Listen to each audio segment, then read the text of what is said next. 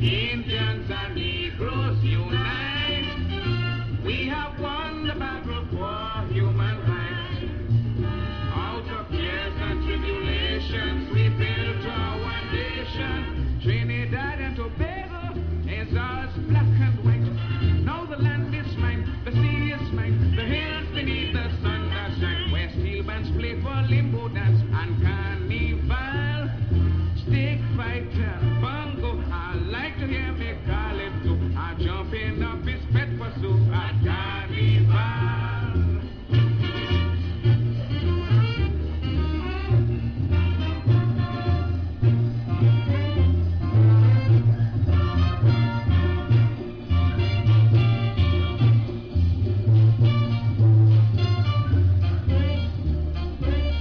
We fought for freedom for many, many years.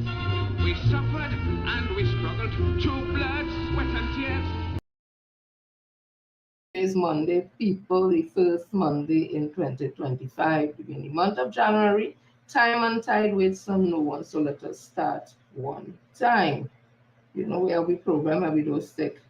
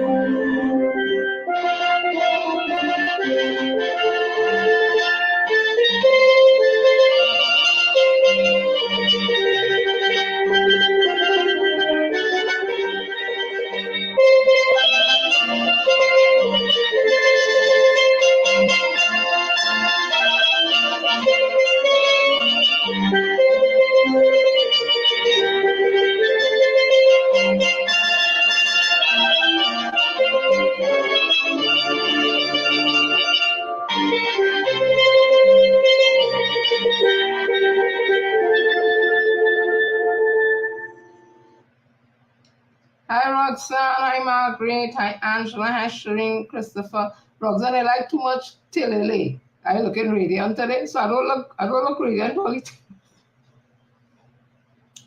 time. I solemnly pledge to dedicate my life to the service of my God and my country. I'll honor my parents, my teachers, my leaders, my elders, and those in authority. I'll be clear and honest in all my thoughts, my words, and my deeds. And I'll strive in everything I do to work together with my fellow men of every creed and race for the greater happiness of all and the honor and glory of my country. First, I want to tell you all, thank you all for sticking it out with me on Friday. A lot of you could have just go, but my peeps stay with me. The live was breaking down right through. It seemed as if somebody reporting the live, and it was just breaking down. And I decided whenever it come up, I will continue. You all stay with me. And you know, it's ironic when you look at the amount of views that I got on Friday, with all that breaking down, and they disrupted my life. I think it may have been one of the most amount of views I've had. So it clearly shows that people, despite the interfering with my life, that they still want to hear what I have to say. So if today it happens again, I want to beg you all indulgence that you stay with me. It's beyond my control.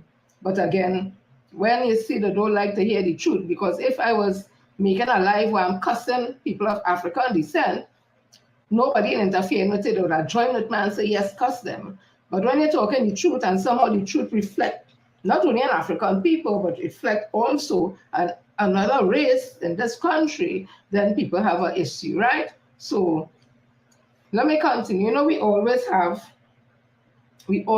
something good to say about Trinidad and Tobago at the end of the day. And I'm seeing here, I'm sure everybody know the gentleman. Hi, Augustus. Hi, Yvette. Hi, Nadia. Everybody knows. Hi, Carol. Hi, Sharon. This young guy that goes by the name of Certified Samson, he has a character. Oh gosh, I can't remember the child name, no, but all over the world, people wanted to beat that child, wanted to come to Trinidad and give that child one cocktail. Anyhow, he does a lot of comedy is impersonating another thing, just like I think Rudai does and that thing, but he has a character. Oh God, what's the character name? Oh, they help me now. Anyways, Certified Samsung has opened, I think this is his second, if I'm not mistaken, ice cream parlor. And this, it says here, this was in the news there. It says at that time it was 17 hours ago. And the news there, right. It says here, Certified Scoop now has an additional home at Eastgate Mall in Twin City. It's owned by social media influencer called Jamil Certified Samson, who hopes the business and the brand continues to thrive. The brand first location was launched at South Park Mall in San Fernando in August 2024. He opened the Twin City branch on January 3rd, supported by several members of the public, including government ministers. Samson is popular for his online comedy sketches and skits. A press release sent to users says the brand Samson has over 2.5 million followers across TikTok, Instagram, and YouTube. He said his new location was chosen because his team listened to the people and understood their needs. Eastgate is a nice, sweet spot for customers who live in central Trinidad, Arima, or even Port of Spain who want a taste of the Certified Scoop experience. The release said the store has flavors for the entire family, such as vanilla, salted caramel, chocolate, soursop, coconut, and several others.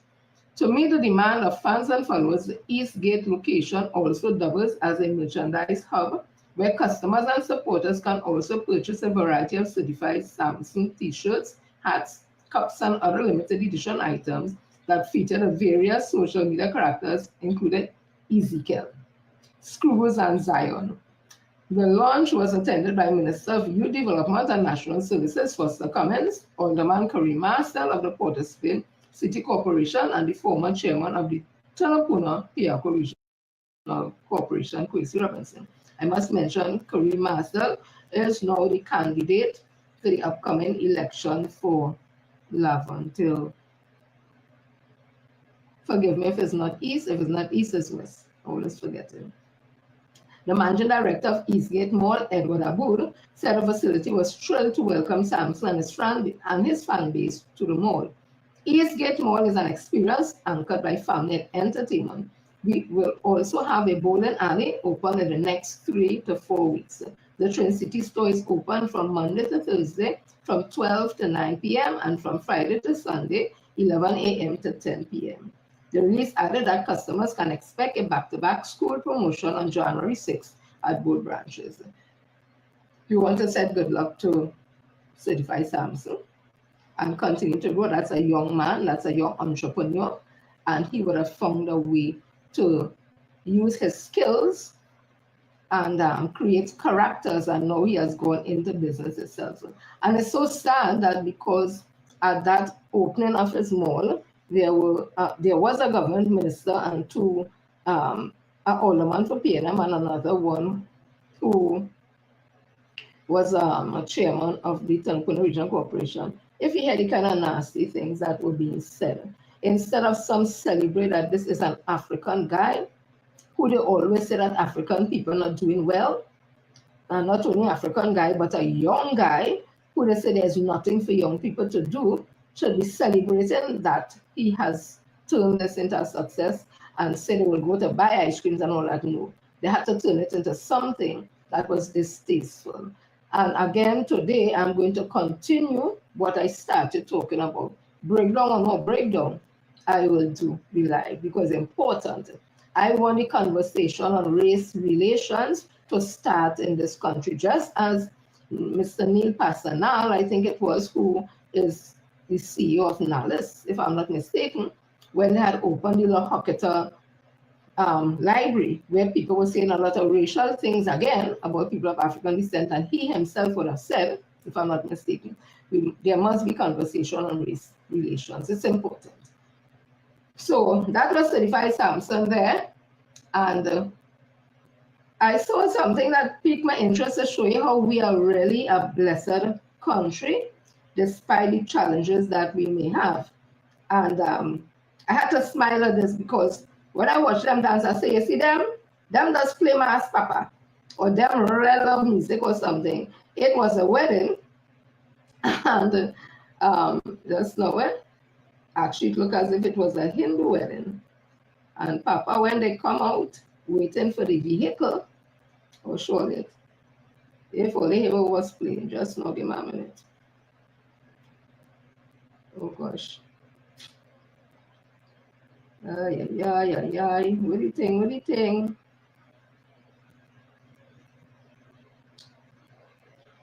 Okay, let me see if it will open. Please open, please open.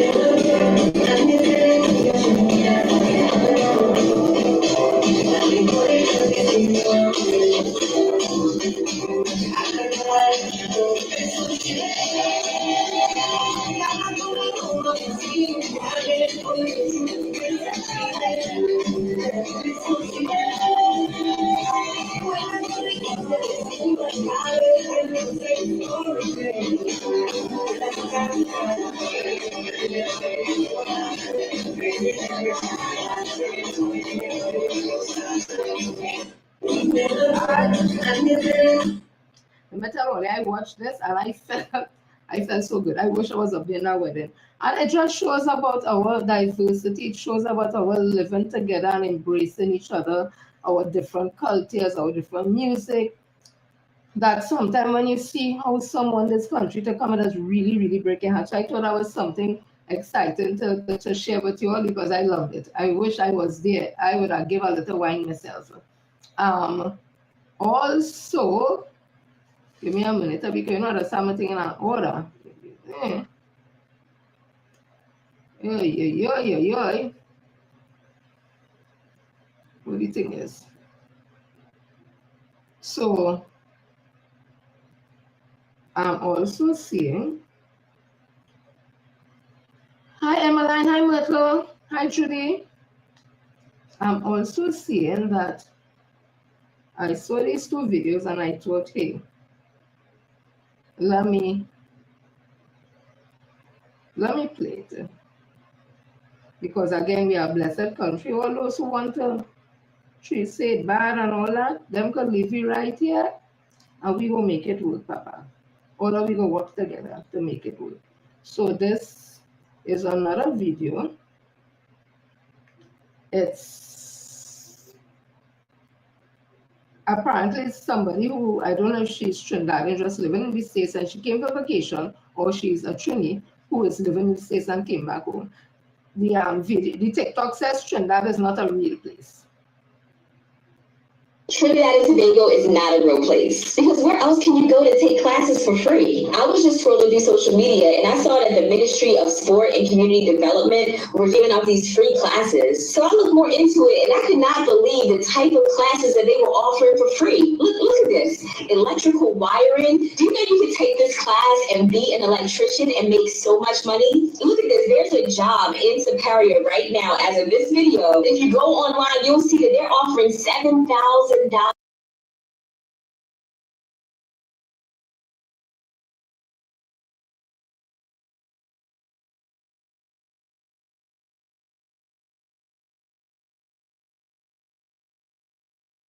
A month US for an electrician. And let's say you don't even want a job, but you want to open up your own business. You can learn how to be a barber, you can learn how to bake, you can learn how to become a massage therapist. Like, they really thought of everything. And the best part about it, they're giving it to you for free. Let me tell you how crazy this is. Like, this would not happen, or at least from my experience, I never saw anything like this in the United States. Like, there's a class, a 4-week class, the same 4 weeks that you would take a class here in Trinidad, and they're charging $2,300 US for 4 weeks to learn how to bake. But let's say you take this free course and you learn how to bake, who knows? You could be the next Linda's Bakery. Do you know last year, according to this website, Linda's Bakery brought in $21 million for bread and pastry. And y'all know it's always hot in Trinidad. So let's say you take this course on air conditioning and you apply for a job. You can make over $100,000 a year as an AC tech. And if you have a heart for people, you should think about taking a course on elderly care. Listen, don't sleep on these free courses. What you take for granted, somebody else is praying for. So don't walk. Run to that website, Ministry of Sports and Community Development, and sign up. Applications close on Friday, January the 10th, or whenever the spots are filled.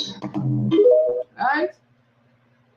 Somebody who is not living here had to tell us about the good things that happen in this country, free courses and all that.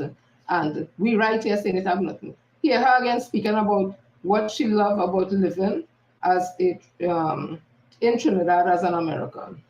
Day 3 of what I love about living in Trinidad and Tobago. You can get fresh produce like chicken and eggs like very easily. You always know where your food is coming from. So if you like to eat healthy and you like to eat local and you like to know where your food comes from, Trinidad is definitely the place to be. Oh, they hear that? All it doesn't know what all they have. All it doesn't know what they have until all they lose it. So that's just something there that I wanted to bring to you. This also, this is another one. Let me see. Give me a minute. This one is a Trinidadian speaking. I hope it can open. Oh gosh, no, it's not this. Oh Lord, it's when it starts so. Okay, I need to do something because it's not opening where I want it to open. So give me a minute, people. There you. That's how she is. That's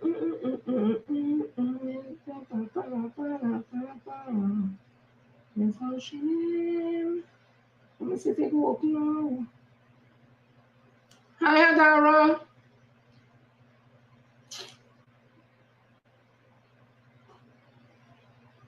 Okay.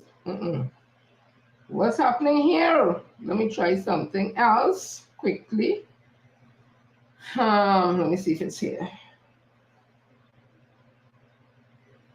Go straight and down. Give me a minute. Had to be it. She was on point in what she was saying. Okay, let me see if I could get it open here now.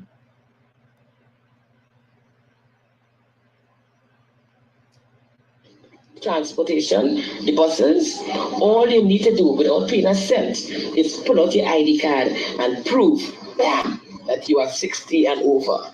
And you're riding anywhere, anytime, anywhere, anytime. You want to travel? I want us to put it from the top because apparently. Hey, I can't show you this. Oh. Tobago to Trinidad? No. Right. You know what's my country? My country is Trinidad and Tobago. Do you know there are great benefits that we have in Trinidad and Tobago? Number one, we don't have to pay no medical insurance. We can go to any hospital and see a doctor. Let me tell you something about what happens when you turn 60 in my country. In my country, when you turn 60, in order to travel from point A to point B on one of the public transportation, the buses, all you need to do without paying a cent is pull out your ID card and prove, bam, that you are 60 and over. And you're riding anywhere, anytime, anywhere, anytime. You want to travel from Trinidad to Tobago to Trinidad? Pull out your ID again, bam, you're over 60. In my country, you're riding for free. Let me tell you something again in my country, what is another good benefit. Your passport expired or you never had one, you want to renew it. In my country, once you're over 60, you're getting that done for free.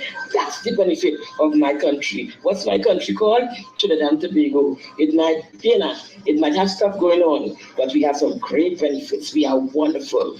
We love to party, we love to dance, we love to do all kind of things. But if you want a passport and you're over 60, you get it for free. You want to go on the bus from point A to point B, you go in for free. On the boat to Tobago and from Tobago back to Trinidad for free. That's what they get in my country. Right? Again? Good morning, Trinidad and Tobago. This is how. I am amazed. Right now, I'm at the Northwest Regional Health Authority. I don't know what's going on here, just some of I that. am amazed. Some other video just pop up. We are blessed country. You see, people like Rick and them have to go so right through. They put them so, them have to go so. They might have no joy in their life more than join people live and tell them all kind of nasty and insulting things. Them have to go so right through. Rick and Kevin K2, and all them would be on Facebook. Those especially of Indian descent, them had to go so every single day. Because them have nothing else in the psyche. They have nothing else in their life. It's like a part of the culture. I comment to all them things, you know, that them have to be so.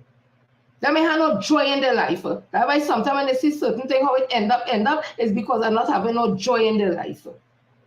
They won't take a minute and enjoy like how the Indian couple come out the Hindu temple there, they're not married, and cast music playing and they dance. They may know nothing about that.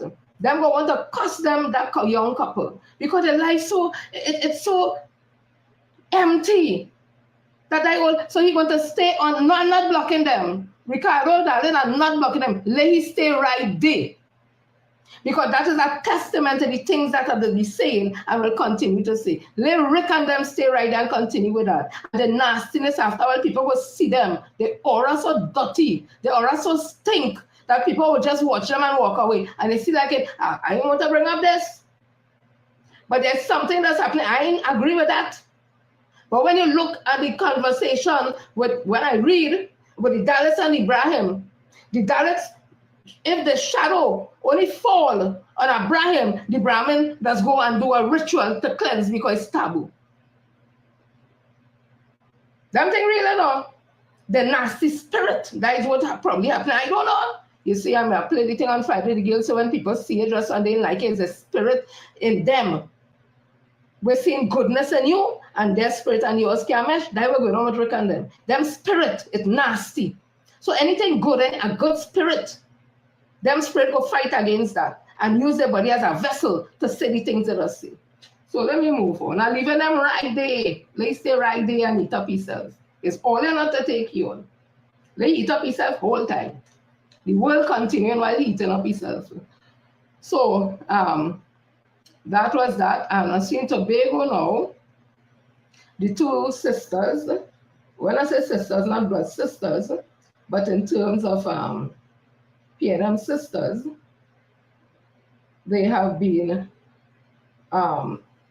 chosen again or nominated again to represent the People's National Movement, and that is Minister Shamfa Kojo Lewis and Miss Shamfa Kojo Lewis and Mrs. Ayana Webster Roy. And they would have been again chosen by their constituents to represent them at this year's election. So I said, you know what, let me just read something about them that you'll know the kind of people that they are, why their constituents would have been so encouraged or enthused to get, for them to be back again. So I'm reading Mrs. Ayana Webster Roy. They said early life. Webster Roy was born in Roxborough, Tobago, and attended Roxborough Anglican School and Bishop's High School. She graduated from the University of the West Indies in 2002 with a major in sociology and minors in human resource management and psychology. Her first job was the National On-the-Job Training Program as a field placement officer for the Tobago region. She moved with her husband to England, where she worked from 2004 to 2008 as a project officer for the North Central London Specialised Commissioning Team in the Haringey Training Primary Care Trust, St. Anne's Hospital, London. In 2010, she became a Community Development Coordinator in the Department of Community Development in the Tobago House of Assembly.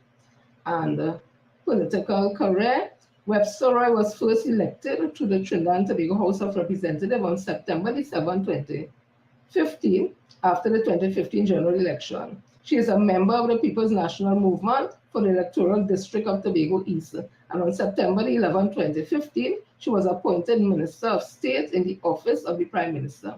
She was re-elected to her seat in the 2020 general election on August 10, 2020. On August 19, 2020, she was appointed Minister in the office of the Prime Minister, and she has a responsibility for gender and child affairs and ecclesiastical affairs and central administration services in Tobago. In this role, she has been working on creating a white paper on the national child policy, which would be the first in the region. Personal life, they said she's married, she has 3 children, 2 daughters and a son. As of 2020, she was studying for a master's degree in institutional invocation and effectiveness, focusing on the public sector.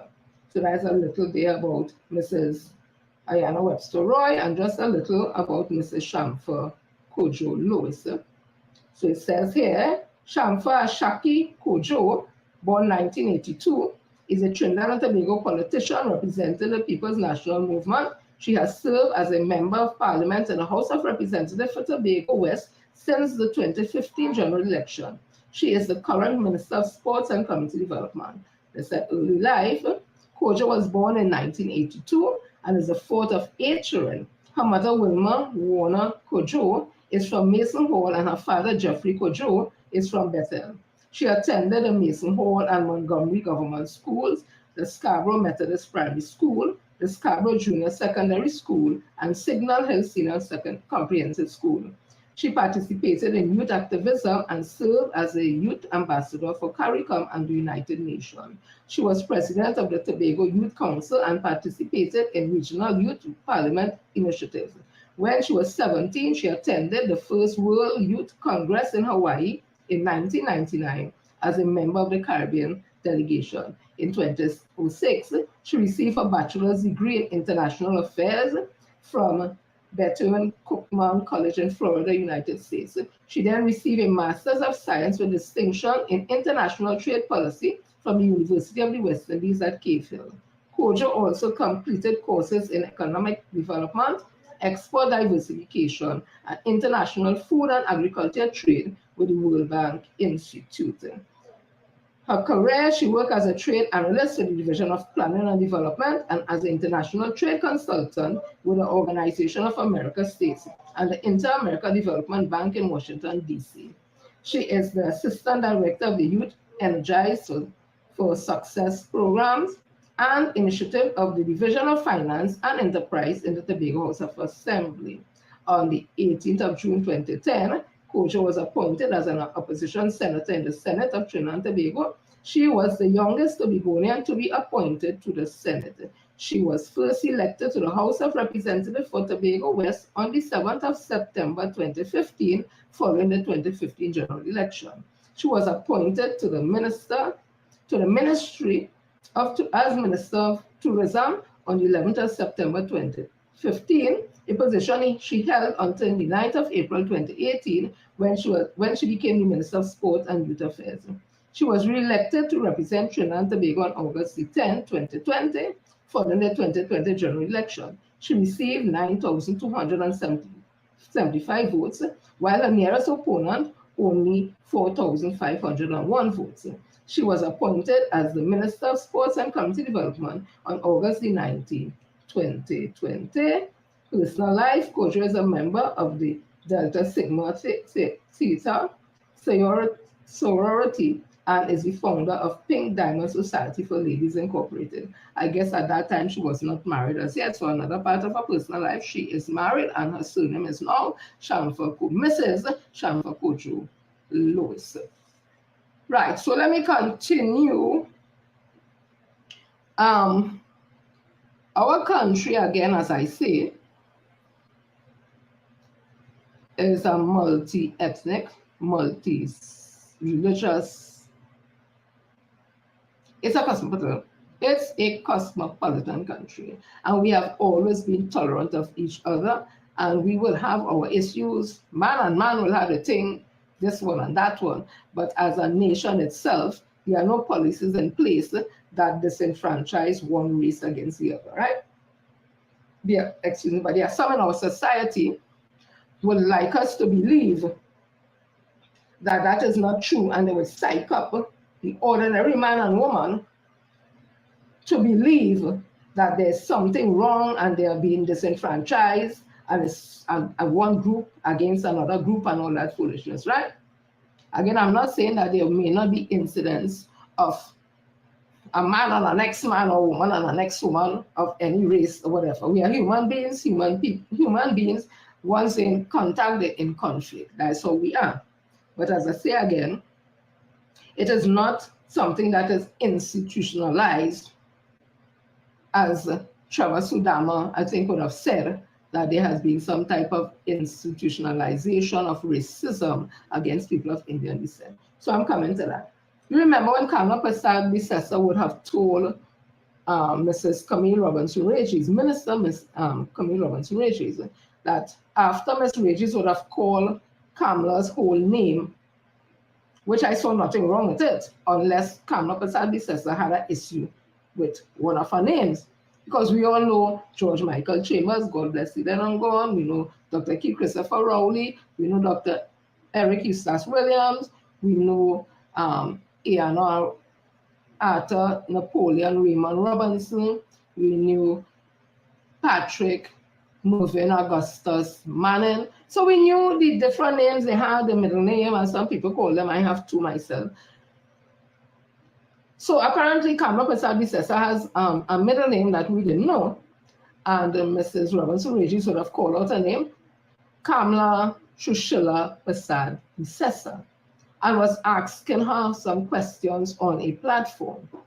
And it took Kamla Prasad Bisesa about 9 days to feel offended to come out and have a problem with what Mrs. Camille Robinson Regis would have said. And she turned it into something racist. She ended up saying, "What is wrong with my name? What is wrong with my name? I am an ancestor name, a proud Indian ancestor name. But where you are, Camille? Where you are? You are your slave master name, right?" And we would have marched against that because I consider that and others consider that a form of hate speech, right? Because you know what the colonial masters used to call us. My point is this: I don't think she knew about this gentleman. So I read this from Trinidad and Tobago Association of Ottawa. Little is known history how a man born Sir George MacMadine became Joseph Charles. National Archives of Trinidad and Tobago. Joseph Charles, the creator of Trinidad and Tobago famous solo soft drink, was born Sir George MacMadine in Princestown in 2010. The son of an East Indian immigrant father and a Martinican mother, Charles became a gardener at age 10 in order to assist his family financially. In 1922, he moved to St. James and began working at a bakery where he became a top salesman by cultivating loyal clientele. In later years, he purchased the Delaware Punch soft drink company on Patna Street, St. James. He and his wife bottled their drinks manually, producing 1 bottle of soft drink every 2 minutes. He sold the drinks to customers while continuing his bread delivery service. When Charles attempted to market the drink to foreign investors, no one responded to his letters signed with his given name. He decided to change his name to Joseph Charles, which immediately garnered investors. So hear what I say again. When he was writing for investors, nobody recognized him with a proud ancestral Indian name. It's only when he took the colonial master name, Joseph Charles, then they recognized him, right? So during World War II, Charles decided to purchase the entire stock of a Canadian bottling company that was shutting down because there was a shortage of glass bottlers. When he received them, they were all printed with the word solo and the image of a pilot having a drink after completing a solo flight. Charles decided to keep, now remember, Charles' name was Sir George MacMadine. He was of Indian descent. Charles decided to keep the bottlers and have the name Solo become the brand name for a soft drink company with their trademark heavy glass bottle. This is how Solo Beverage began. Solo Beverages has consistently supported local endeavors such as sports, the Trinidad and Tobago Great Race, music, the Solo Harmonize, and talent shows like Scouting for Talent and Mastana Bahar, right? So my point I'm making again is the diversity of our society and how we have always lived in relative peace and harmony with each other. And I also wanted to draw the point that when Kamla Prasad Bisesa spoke about her having her proud ancestral Indian name and speaking about us having our colonial master name as it is something derogatory, here one of her own who had his proud Indian name would have changed it to the colonial master name to do business because nobody wasn't recognizing him with his proud ancestral Indian name at the time. I'm not saying that it was right. I'm bringing a point. Okay? So let me continue. So I see Hamid Ghani would have written something because they are the intellectuals, they know everything. So when they write, you must take everything that they say as gospel. So this is what Hamid Ghani wrote. And it had to do with the situation where Dr. Rowley would have made the announcement about a day ago, 2 days ago, if I'm mistaken. Friday, was it? I think so.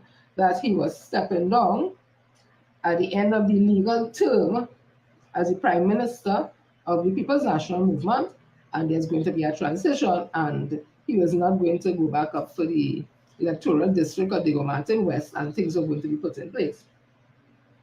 So everybody had their point of view and whatever, but Dr. Rowley did tell us in 2020, he did allude to the fact that he's not in love with office, he ain't come to turn stone, and that he would be leaving, right? Because he has his wife and whatever. So this is Dr. Hamid Ghani. The announcement by Prime Minister Dr. Keith Rowley last Friday presents a constitutional situation whereby he has telegraphed his unwillingness to serve in this office. He has indicated that his unwillingness to serve will be announced before the end of the current parliamentary term. According to Section 76(1) of the Constitution, willingness to serve is the key component of being appointed Prime Minister outside of either being the leader of the party with a majority of MPs or the MP who is able to command the support of a majority of MPs. When that unwillingness to serve will be communicated to the President, will be a matter for Dr. Rowley to choose. At that moment, the President will have to determine which MP, in her opinion, is most likely to command the support of a majority of the MPs. That is solely a matter of presidential opinion. Whomsoever she appoints in her sole discretion as Prime Minister will assume the office. There is a retreat of the Parliamentary Caucus of the PNM in Tobago starting today, which goes beyond the cabinet. The elected MPs separate from the senators will become important to finding the consensus to be communicated to the President so that an appointment can be made. There are also the 5 dissident UNC MPs who may be of assistance in securing a majority of MPs who support someone to become the Prime Minister, as this is not a party matter but a parliamentary one. If there are any PNM MPs who are not on board with the preferred consensus individual to be presented to the President, additional support can be secured from some of all of these UNC dissidents once they are willing to lend their support. Whether any ministerial portfolios will come into the picture will be pure speculation, but in politics one never knows. The new Prime Minister will not be the political leader of the PNM. This easy part is making the change in Prime Minister. The more difficult part is the fact that Dr. Rowley would have made himself a lame duck in the short term as Prime Minister before the change is made, and in the long term as political leader of the PNM. Once he continues to hold on to the office of political leader, the PNM may have an undisputed leader for constitutional purposes under Section 76(1) to go into general election. This is where the party will be playing with fire, as the country will need to see who the undisputed leader will be. Sorting out who the Prime Minister will be in the interim is the interim measure for the short term. Electing a new leader holds the key to long-term future. The political leader will need to become an elected MP in the next Parliament if Section 76(1)(a) is to be applied to the appointment of the Prime Minister. So that is gloom and doom there, Hamid Ghani. And I took this off of resource page, and this is what she would have said. She would have printed the constitution that he speaks about Section 75, 1 and 2. And this is what it says with executive powers. There shall be a cabinet for Trinidad and Tobago, which shall have the general direction and control of the government of Trinidad and Tobago and shall be collectively responsible, therefore, to Parliament. 2. The cabinet shall consist of the Prime Minister and such members of other ministers, of whom one shall be the Attorney General, appointed in accordance with the provisions of Section 76, as the Prime Minister may consider appropriate. Right? Where there is occasion for the appointment of a Prime Minister, the President shall appoint as Prime Minister a member of the House of Representatives who is the leader in that House of the party which commands the support of the majority of members of the House, or where it appears to him that that party does not have an undisputed leader in the House, or that no party commands the support of such majority, the members of the House of Representatives who in his judgment is most likely to command the support of the majority of that House. Right, so I will come to where we're going to put Hamid Ghani to rest just now. So this was the response by journalist one, Tony Fraser. And then I will come to where I want to go.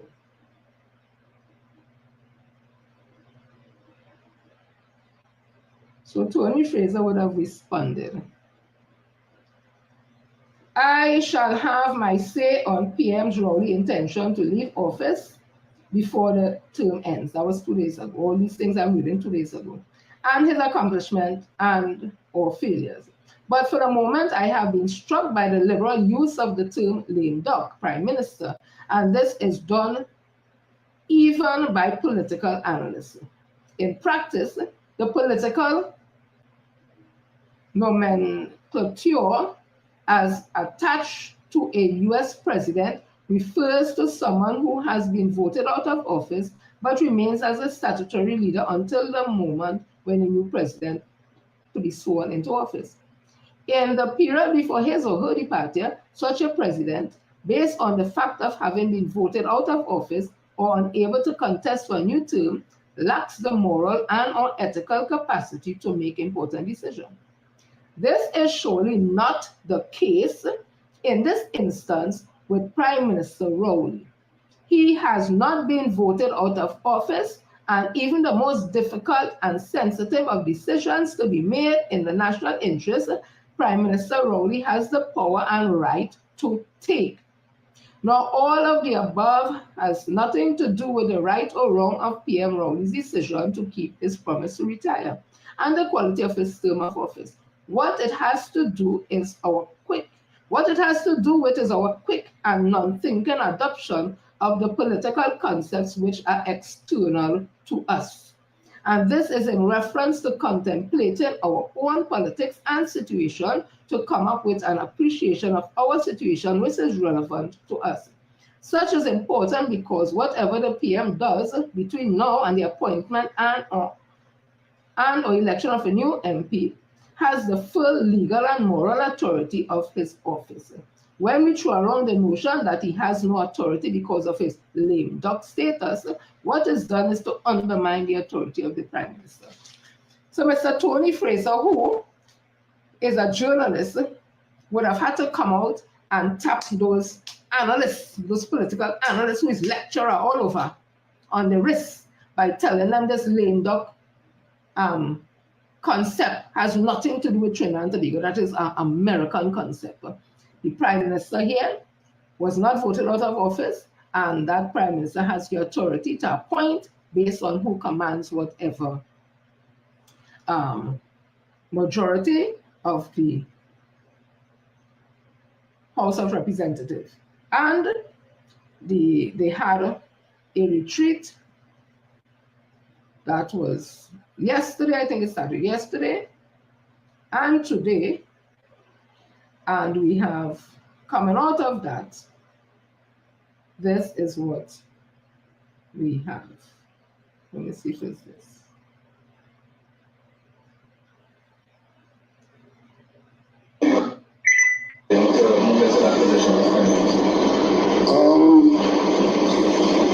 a couple of things that I am still committed to doing before I come out of office. One of which is to attend the CARICOM meeting in Barbados. That is on the 19th of February. And sometime after that, I will indicate the actual date when I leave. But I'm busy on some matters that I'm wrapping up. I don't want to just walk away and leave things that I could do easily for somebody else to do of a more difficulty.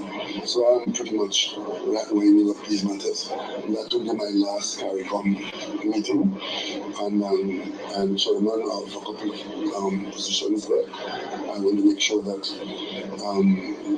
one, they know that I'm going into what we are able to do in some element of closing off. So that meeting is taking place in Barbados, where Minister Mackey will be chairing, and I will wrap up some matters that I'm having hand on security and also West Indies cricket matters. And after that, I come back to Trinidad and Tobago. There are a couple of things there that I'll wrap up at home, and I should be ready for Carnival and ready for moving out of this position. Right, that's one there. And there's another one. Give me a minute.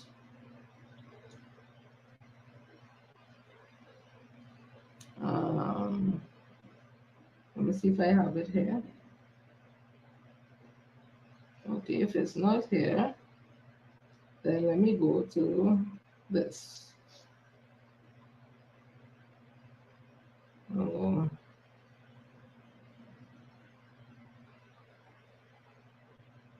This one, let me see. No, it's not this. All right, give me a minute, you. The two videos look kind of similar. All right, let me see if I can get it here.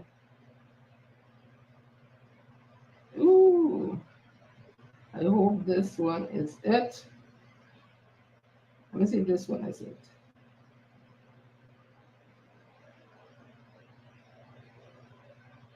Sometime in the near future, I do not give a particular date, but certainly earlier rather than later.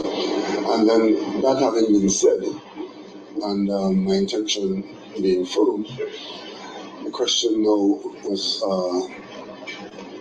the replacement as Prime Minister.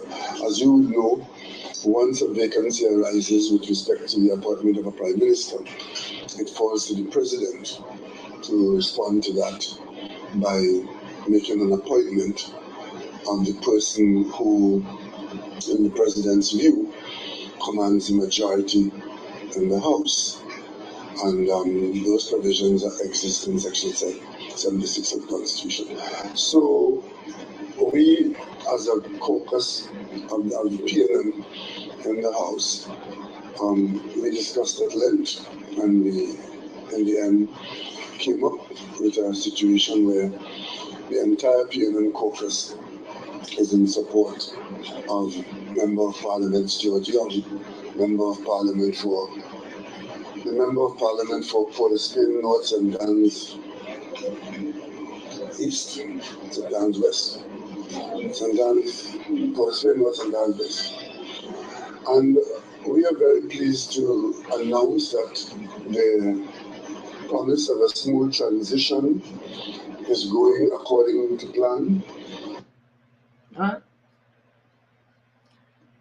I'm seeing somebody put up something about over the African goal. I want to know when the PNM was African Party, but I'll come into that. Because if PNM is African Party, we're too dirty and stink. Because Dr. Ray is the blackest. Blackest. And all it costs Dr. Ray coming and going and say too black and ugly to be a prime minister, pass me with all the bullshit. But 1%. Because the blackest prime minister, we have African prime minister, all wasn't supporting him. So the time no shit now. But no 1%, nothing. Only to blasted dirty, always a set of heavy spirit. We will continue. They don't know when the PNM was ever an African party. So I'll show you the racism, and that PNM is not of that and has never been of that. All remember Jai Shima? All of a sudden they asking you all kind of questions in the papers. He coming to talk. All remember Jai Shima? He should be the last person to ask any question on any matter in this country called Trinidad and Tobago, this cosmopolitan country.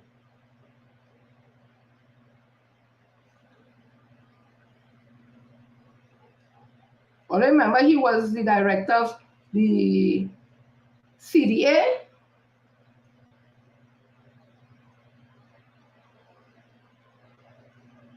This was in 2015.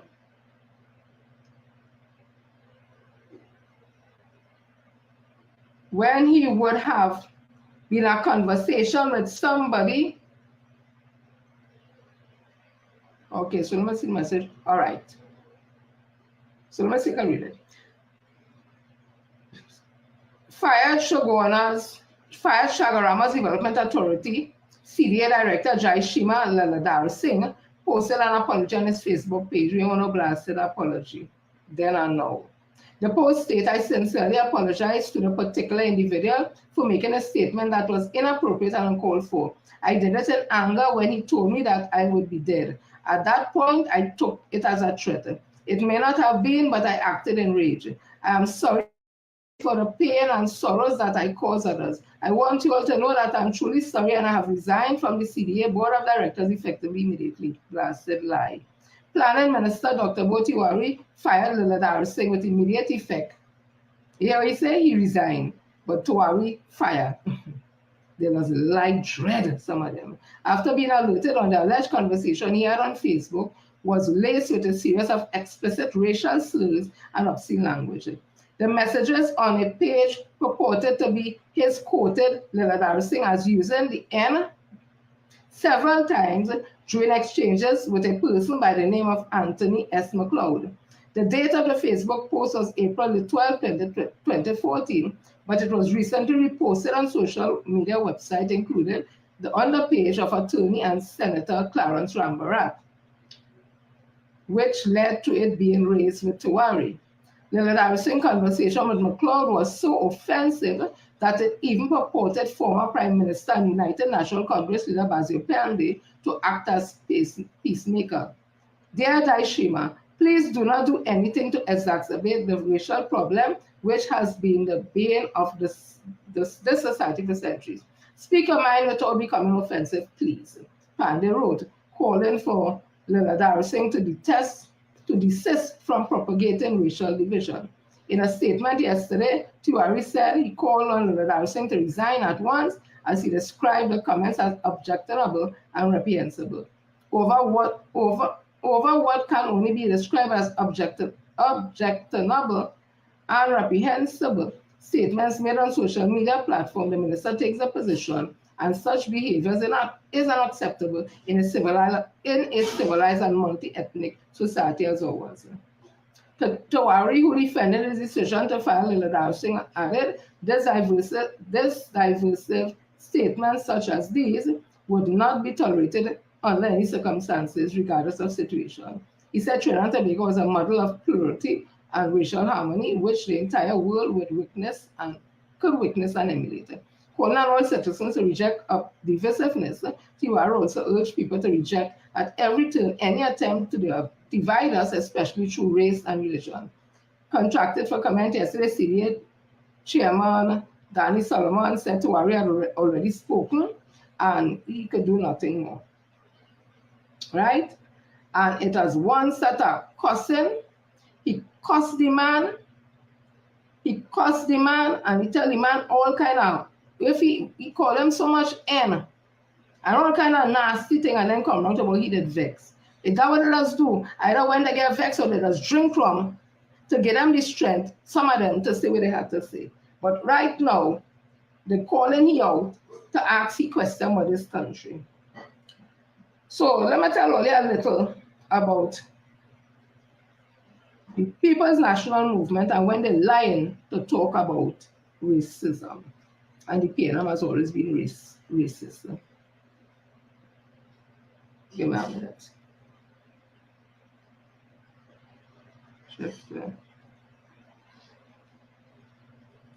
In 1944, Dr. Williams was appointed to the Anglo-American Caribbean Commission.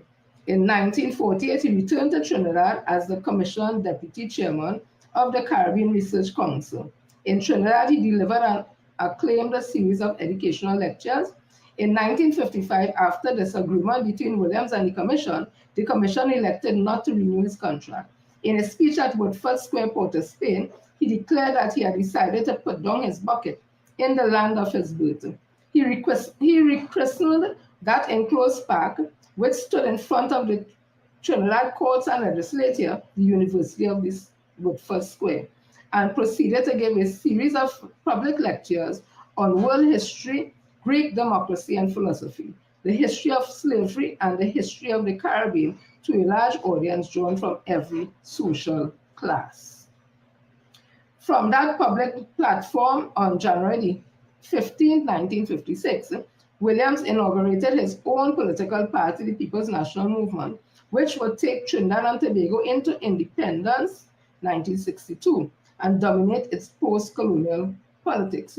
Until this time, his lectures had been carried out under the auspices of the political movement, a branch of the Teachers' Education and Cultural Association, a group that had been founded in the 1940s as an alternative to the official teachers' union.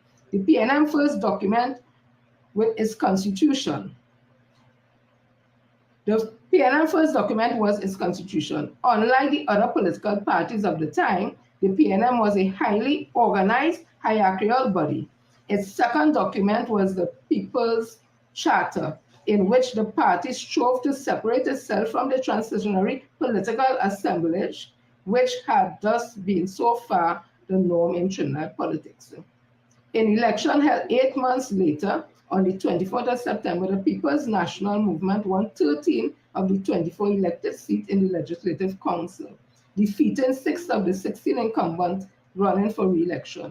Although the PNM did not secure a majority in the 31-member Legislative Council, he was able to convince the Secretary of State for the colonies to allow him to name the 5 appointed members of the council.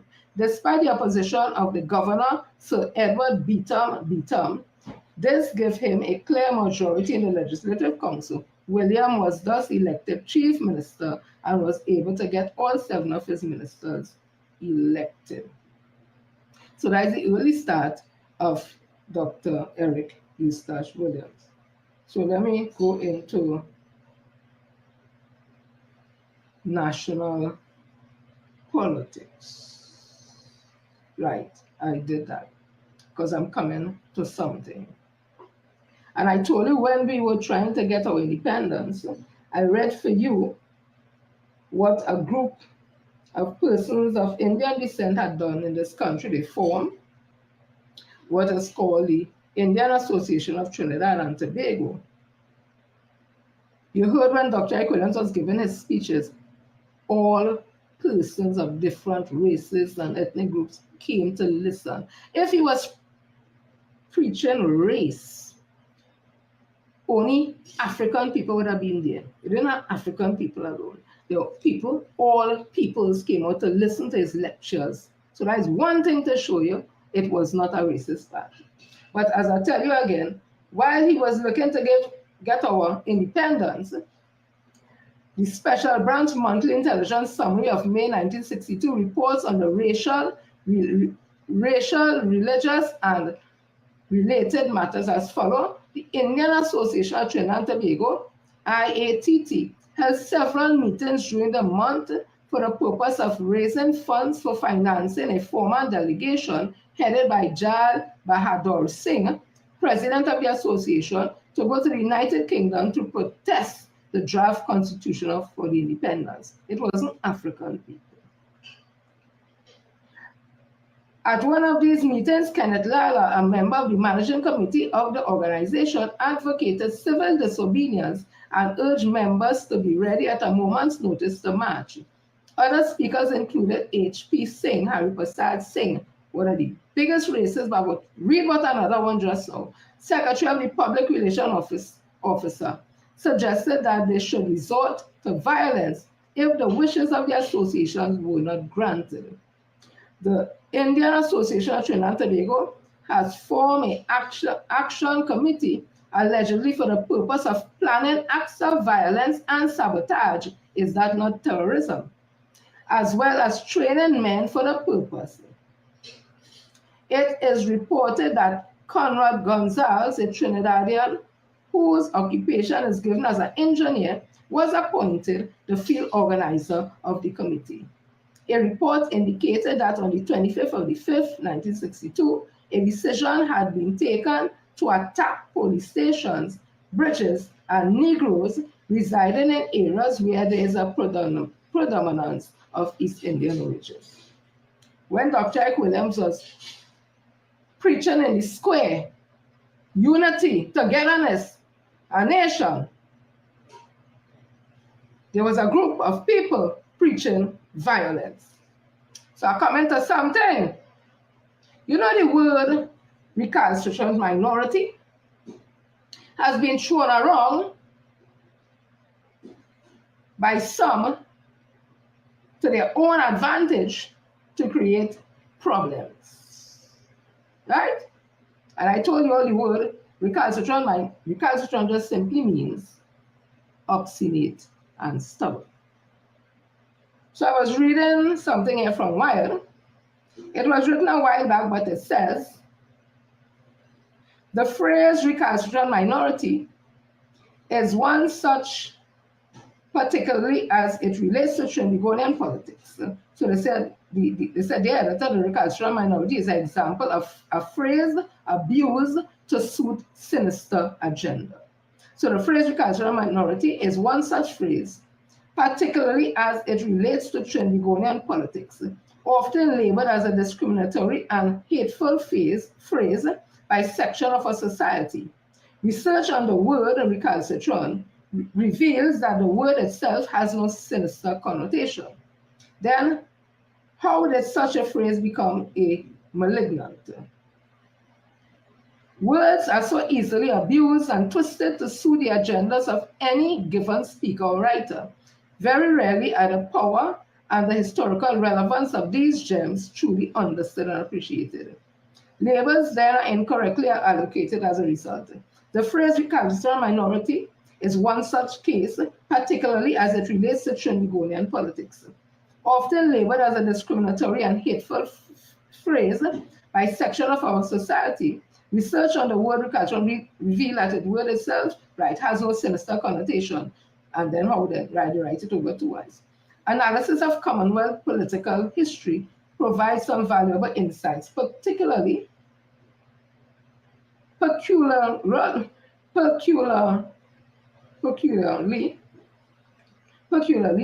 as it relates to Jawaharlal,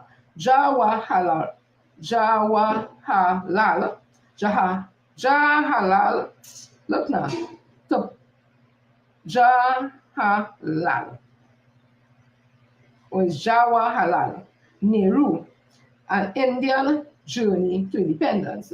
The People's Charter of the first Indian government stood firmly upon a foundation diametrically opposed to sectoral separation, religious financial inequities, and the oppression of society's most vulnerable. In fact, during an interview in 1958, Prime Minister Nehru reinforced this concept of pointing the interviewer to the now legendary independence speech made by him on August the 15th, 1947 at midnight. The following excerpt is, this is Prime Minister Nehru of India. This is what he said in his independence speech. Part of it. To build up a prosperous, democratic, and progressive nation, and to create social, economic, and political institutions which will ensure justice and fullness of life to every man and woman, we have to work ahead. We have hard work ahead. There is no resting for any one of us till we redeem our pledge in full, till we all make all the people of India what destiny intended them to be. We are citizens of a great country on the verge of bold advance, and we have to live up to that high standard. All of us, to whatever religion we may belong, are equally the children of India with equal rights, privileges, and obligations. We cannot encourage communalism or narrow-mindedness, for no nation can be great whose people are narrow in thought or in action. It was not a well-kept secret that Jawaharlal Nehru vision for an independent India was one not shared by all quarters of the Indian community. In fact, Nehru often referenced his continually diminished this continually dismissing it as nothing more than a small percentage of the society that sought their superiority at the expense of the nation's collective success. Such was his confidence of creating and sustaining one united independent Indian state. A decade later, a speech at Woodford Square, the then Prime Minister of Trinidad and Tobago, who himself sought his country's independence, echoes sentiments similar to the first Prime Minister of India. A small group within the Trinidadian society, just as in early India, seemed determined to divide the twin island state along communal lines. Dr. Eric Williams wanted to inform the public of their infiltration into the national political landscape and warn the citizenry of their corruptive and destructive influence if left unchecked. Backlash from this notable quarter commenced and have continued ever since. They charged that the then Prime Minister, and by extension the party he led, by uttering the phrase recalcitrant minority, was guilty of sowing seeds of racial discord and discrimination, notably as it relates to citizens of East Indian origin.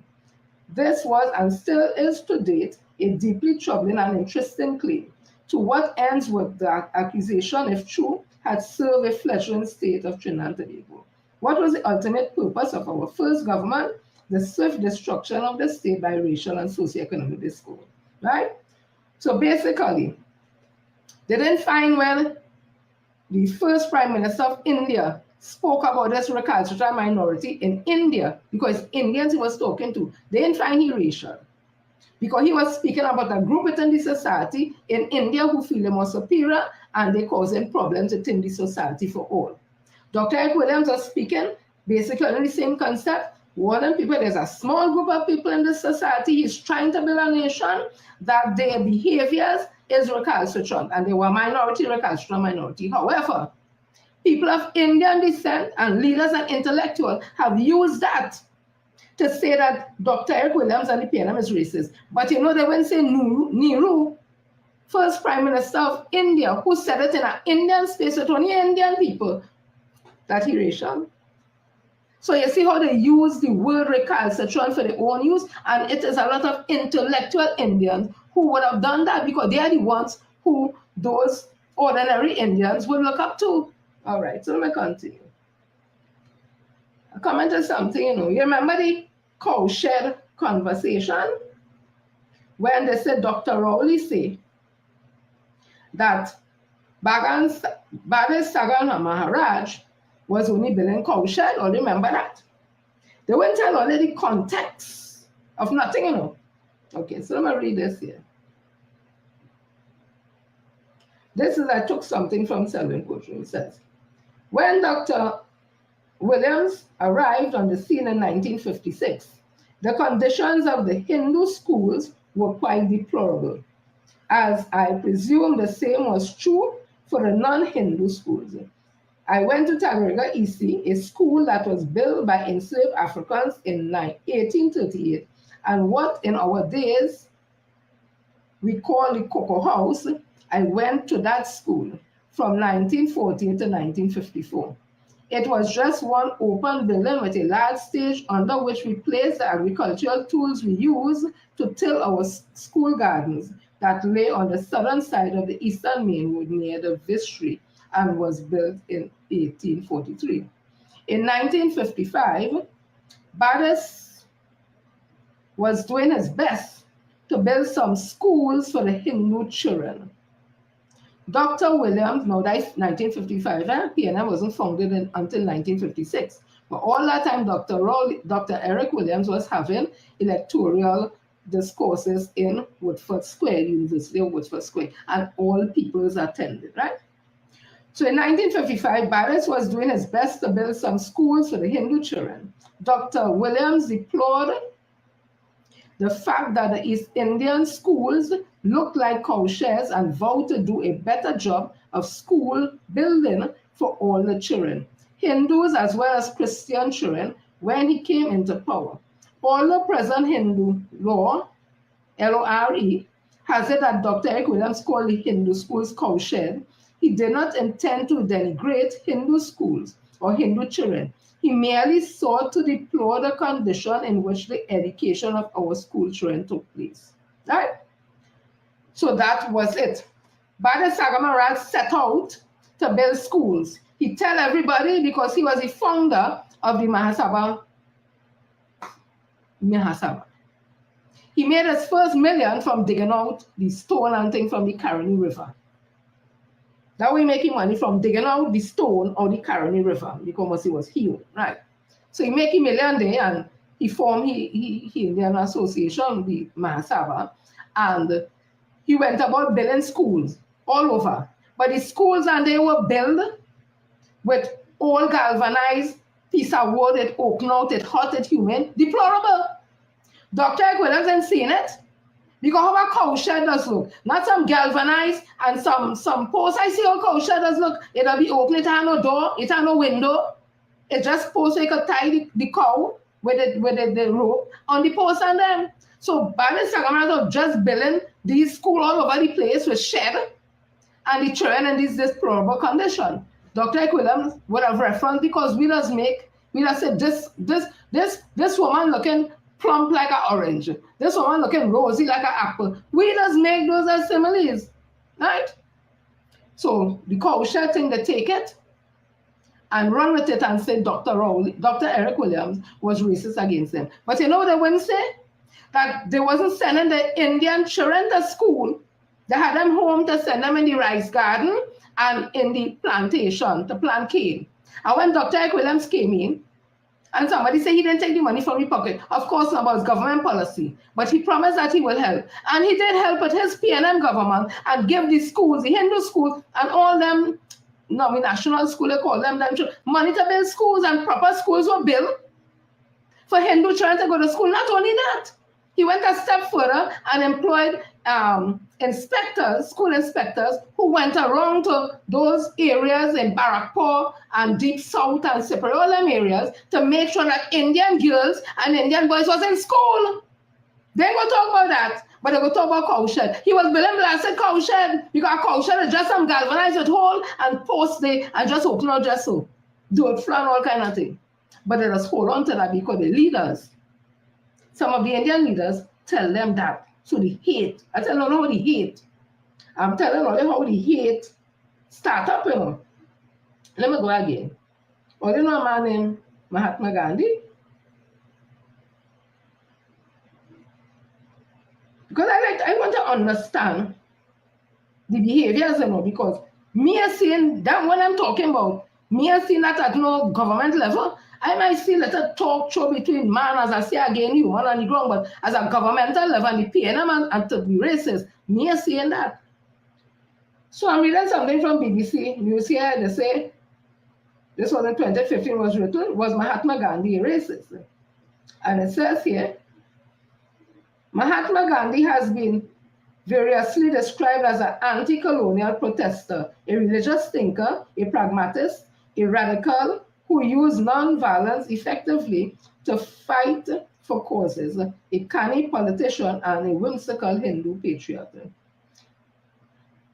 The author of a controversial new book on Gandhi's life and work in South Africa certainly believes so.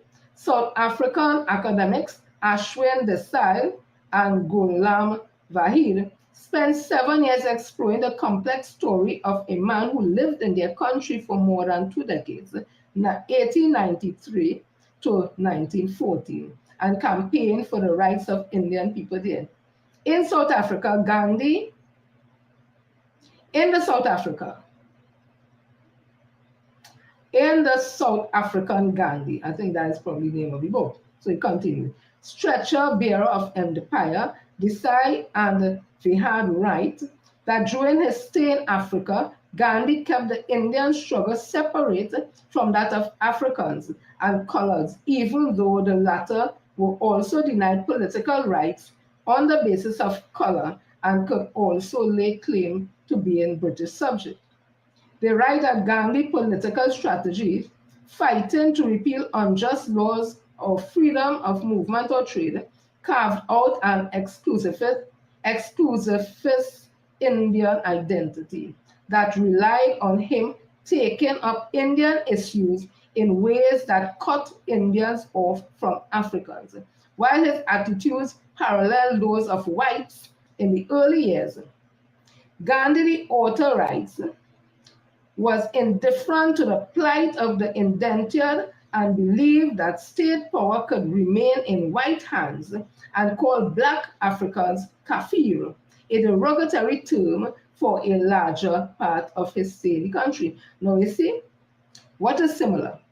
The Indians who formed the Indian Association of Trinidad and Tobago, they were fighting against Dr. Eric Williams getting independence because they felt that we can't rule ourselves for no black people, it's better it's under the white people. In Gandhi time, Gandhi too felt that the state power should remain in white hands and called black Africans kafir, a derogatory term for a larger part of his stay in the country. Remember, South Africa was apartheid. In 1893, Gandhi wrote to the natal parliament saying that a general belief seems to prevail in the country, in the colony, that the Indians are a little better, if at all, than savages of the natives of Africa. You want me to read it again? In 1893, Gandhi wrote to the natal parliament saying that a general belief seems to prevail in the colony that Indians are a little better, if at all, than savages or the natives of Africa. In 1904, he wrote to a health officer in Johannesburg that the council must withdraw Kafirs from an unsanitary slum called the Coolie location, where a large number of Africans live alongside Indians. About mixing the Kafir with the Indians, I must confess, I feel more strongly. So he did not want the Africans in South Africa to mix with the Indians who were living in South Africa. The same year he wrote that unlike the Africans, the Indians had no war dances, nor does he drink Kafir beer. When Durban was hit by a plague in 1905, Gandhi wrote that the problems will persist as long as Indians and Africans are being herded together indiscriminately at the hospital. So he felt African and Indian must not be in the same hospital at the same time. That's the great Gandhi. Historian is not entirely new and revelatory. Also, some South Africans have also accused the man who led India to its independence of working with the British colonial government to promote racial segregation. In April, a man was arrested in connection with vandalizing a statue of Gandhi. A hashtag, Gandhi must fall, has gained circulation on social media. Gandhi biographer and grandson, Raj Mohan Gandhi, says the younger Gandhi, when he arrived in South Africa at 24 years old, a briefless lawyer, was undoubtedly at times ignorant and projected South African blacks and prejudiced, at times ignorant and prejudiced South African blacks. Me ain't taking that all. Because you go in the next man land, you see the segregation, and you could never be talking how basically that Indians were superior than Africans. They start calling them kafir. You don't want them to mix together.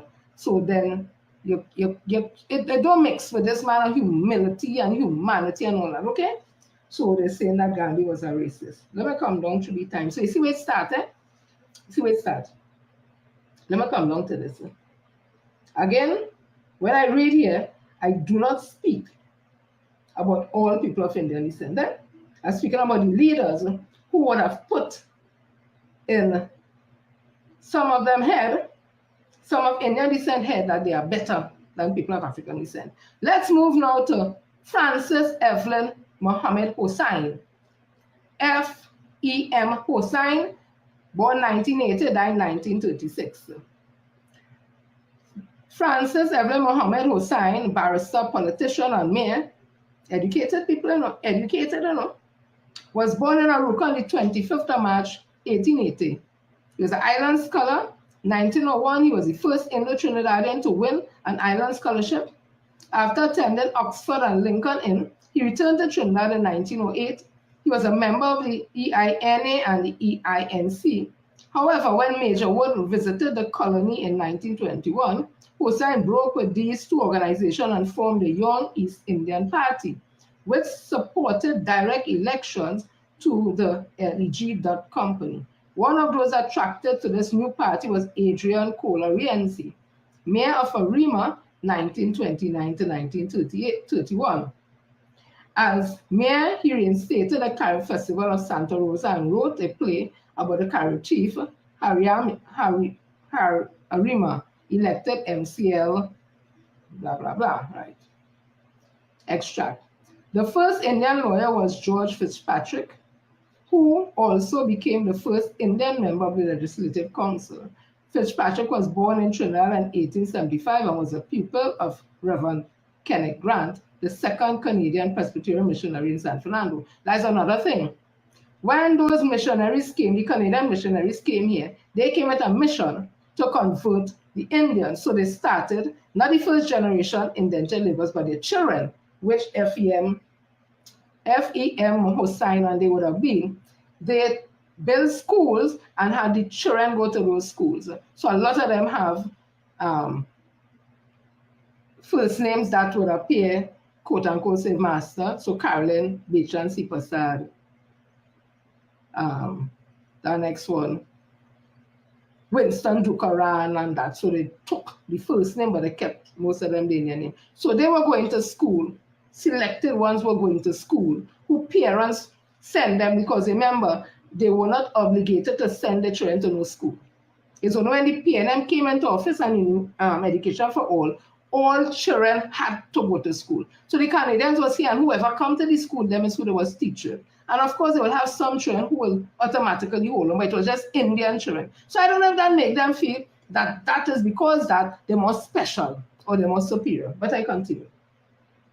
Fitzpatrick took to business and was able to finance his study in law in England, where he was called to the bar in 1909. Fitzpatrick, that in 1902 left the way clear in the Indian communities for another legal star.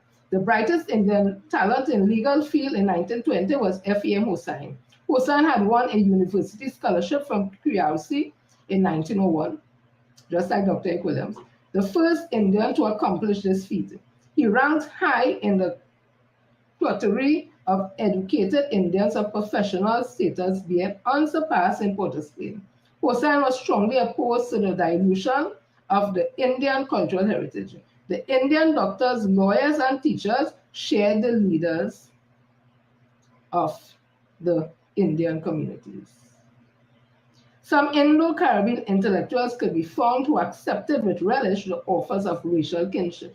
The outstanding example was F.E.M. Hossain, arguably the leading Caribbean Indian intellectual of his day, an important politician. He was a graduate of the Canadian Mission School, and again, Queen's Royal College, I like to write over this and over and over, where he was an Island Scholarship winner. He went to Oxford University and Lincoln Inn. Hossain, usually portrayed by historians as liberal and even a champion of African Indian solidarity. In 1913, he likened his African compatriots to an inferior race. All right, but all that, he fighting because he's a champion of the African Indian solidarity. You don't mind me blinking, no, but know your place. Always of an inferior race. That's a Trinidadian Indian intellectual. The occasion, let me say it again. Hossain, usually portrayed by historians as liberal and even a champion of African Indian solidarity.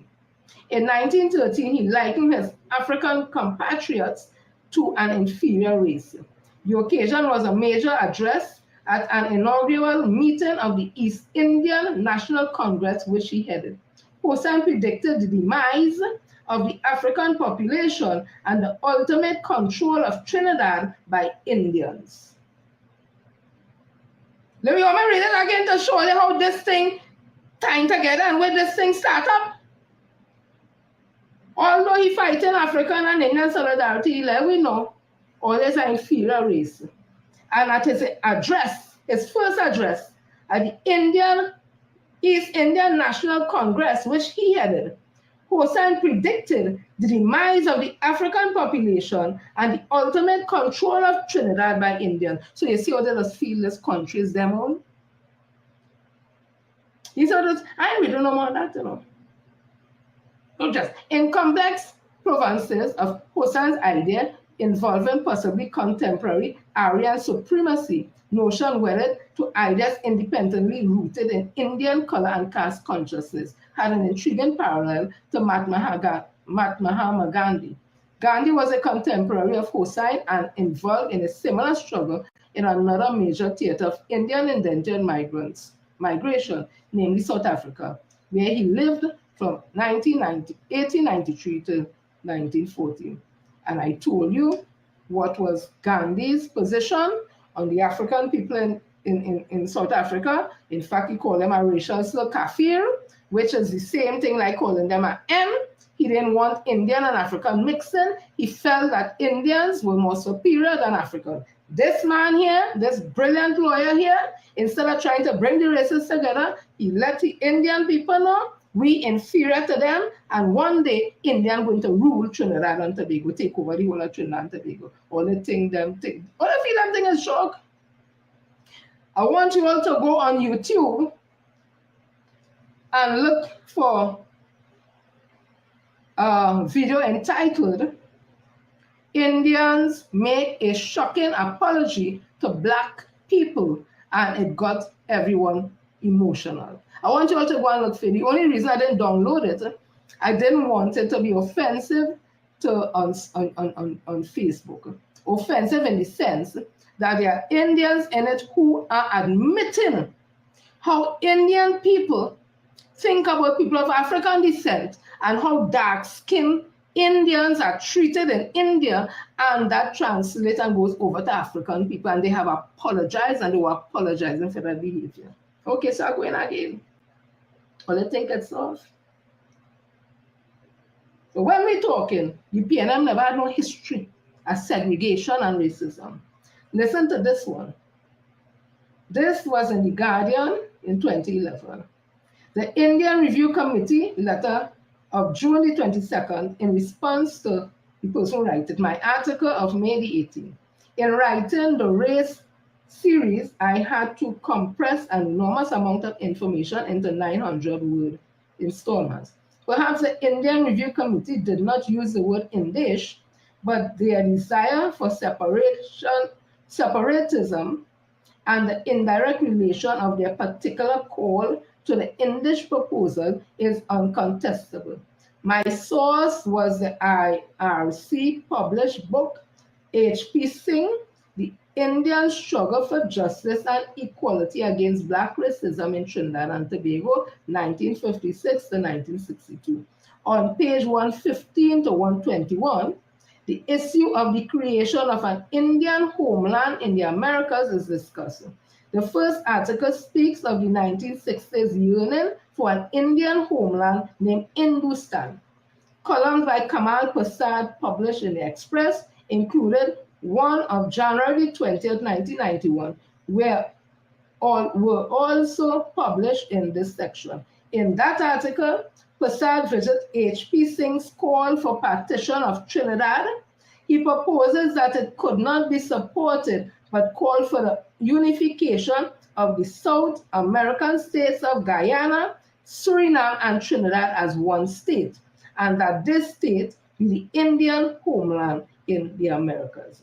The IRC proposal develops it is more ambitious than Singh's partition and takes this fantasy to the realm of the absurd. Furthermore, the RIC letter on June the 22nd attempts to inject a Lebanese that was not present in the original article, with talk of including other groups and communities who are citizens. That is not what they're about. You remember, they actually did it. There was a group of people across the Caribbean Bridge that separate from everybody. They call themselves English, and then after a while they pick up and they left and they went Canada. Okay.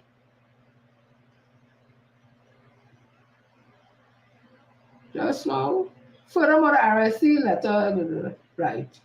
However, the data supports the contention that the RIC position and Singh's are fundamentally identical. Both are separatists. Singh's explicitly called for partition. The RIC developed this idea into a call for an Indian homeland consisting of 3 separate independent states, which are populated by multiple ethnic groups and so is entirely irrevocably impossible. However, I admit that the RIC did not directly use the word Indish. They used the word Hindustan. As for the confusion about hidden history, if you read articles looking for the bits that you want to find and ignore the rest, you are going to have a problem, right? They can read my thesis, lodged at UWI. The person who read this was Raymond Ramchatar. So that's why I tell you, not all Indian people think like that. Jenny, please tell us the name of the video on YouTube. I will say it over again, right? I'm making a point, you know, because I want to understand what is this continued hatred from people like Rick Williams, Kevin Cato, and so many of them on Facebook. When they start to tell we ugly, we dotish, we can't do this. It's these thoughts that get what's put in the head that make them, and the strange thing about it, the ones who oppress them, the colonials who oppress them, you know, like they just want to lick their hand, because in India, the English went down there and would have abused the caste system and had the Dalits who came to Trinidad. They were suffering more than anything else. They were cleaning cesspit in India with their hands. They were digging in garbage. There was starvation, disease. They couldn't go and learn. They were highly illiterate. They couldn't go in no temple. So I just say in my own way, whatever they learn when they come here is bits and pieces they may have put together, because they weren't allowed to be no priest, going no mandir, there wasn't allowed to be no pundit, nothing. Let them say I'm lying.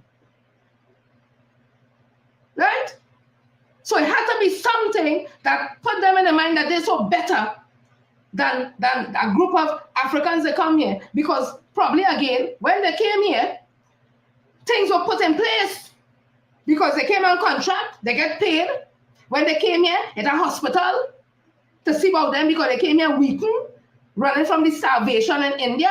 They came here disease, venereal diseases, other things that were in the hair and between the toe and all them kind of thing. And they were treated. They were given special diets to build up the body to work in the plantation, because of the fact there was a shortage of labor because of the end of enslavement. So I don't know if that made them feel that they're better than us. Because the slave master wanted labor. We didn't want to work no more. They couldn't force me to work no more. So if you want to get other people to work, you can't treat them how you was treating me, because they certainly ain't gonna work. So you have to treat them just a little better. And I don't know if that little better makes some of them feel that they're better than us. But then again, when you have the intellectual from the Indian community feeling all these things I talking about here in the head, what do you expect? Listen to this. I'll call the name of the video again. I'll call it. Hinduism and Racism in Trinidad. This was written in 2007. I agree with Mr. Real Daniels that racism perpetuated by certain Indo-Trinis need to be eradicated like any other kind of racism. However, his wholesale labeling of East Indians in general and Hindus in particular as racist Brahmins, plethora, Dalits, original non-standing. This actually makes it difficult for East Indians to attack the races in their own communities, as they would likely draw additional fire by doing so. Perhaps sometimes like this. Sat, and I think he was speaking about Sat Miraj, said, I am opposed to steel pan. I don't like anything African. Peter Bihari. Sat, you are talking crap.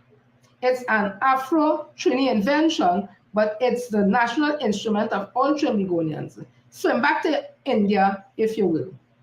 Rural Daniel. Who the hell is Bihari trying to fool? It's the sneaky hypocrites like him who are the worst. Bihari, you are a racist just like all of your kind. What's your agenda in pretending otherwise? At least Sat being honest. Wake up, my people. The Indians who pretend to be non-racist are the worst kinds of deceivers. Their agenda is to destroy by stealth, even by intermarriage. The only honest Indians are the ones who speak and live their vile racism in its plain, raw form.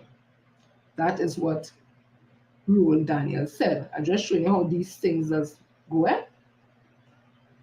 Dark-skinned Indians in Trinidad have been victims of racism from the time they entered Trinidad in the late 19th century.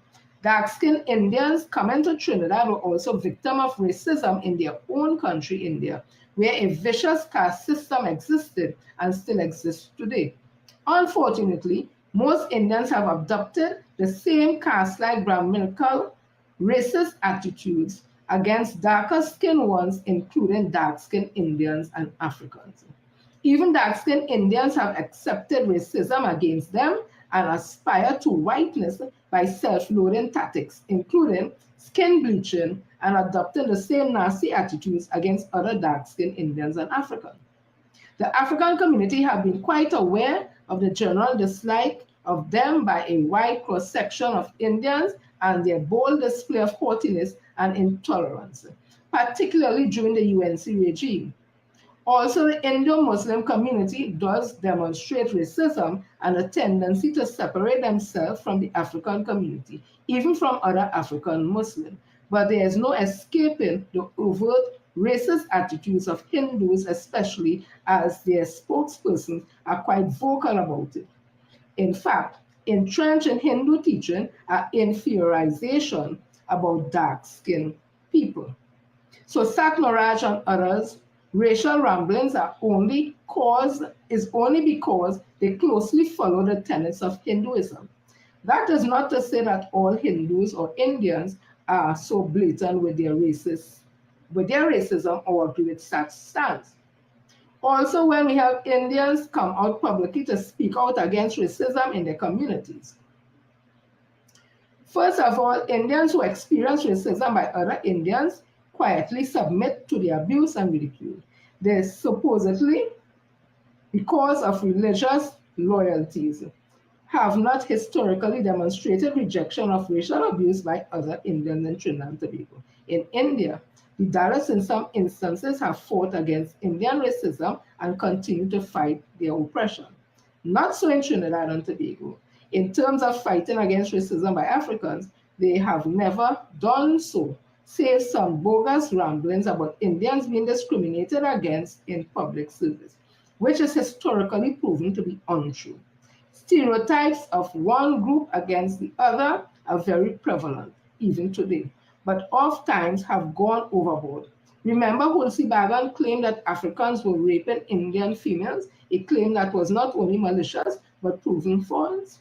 If Indians feel that they are treated unfairly by Africans, they should state their case.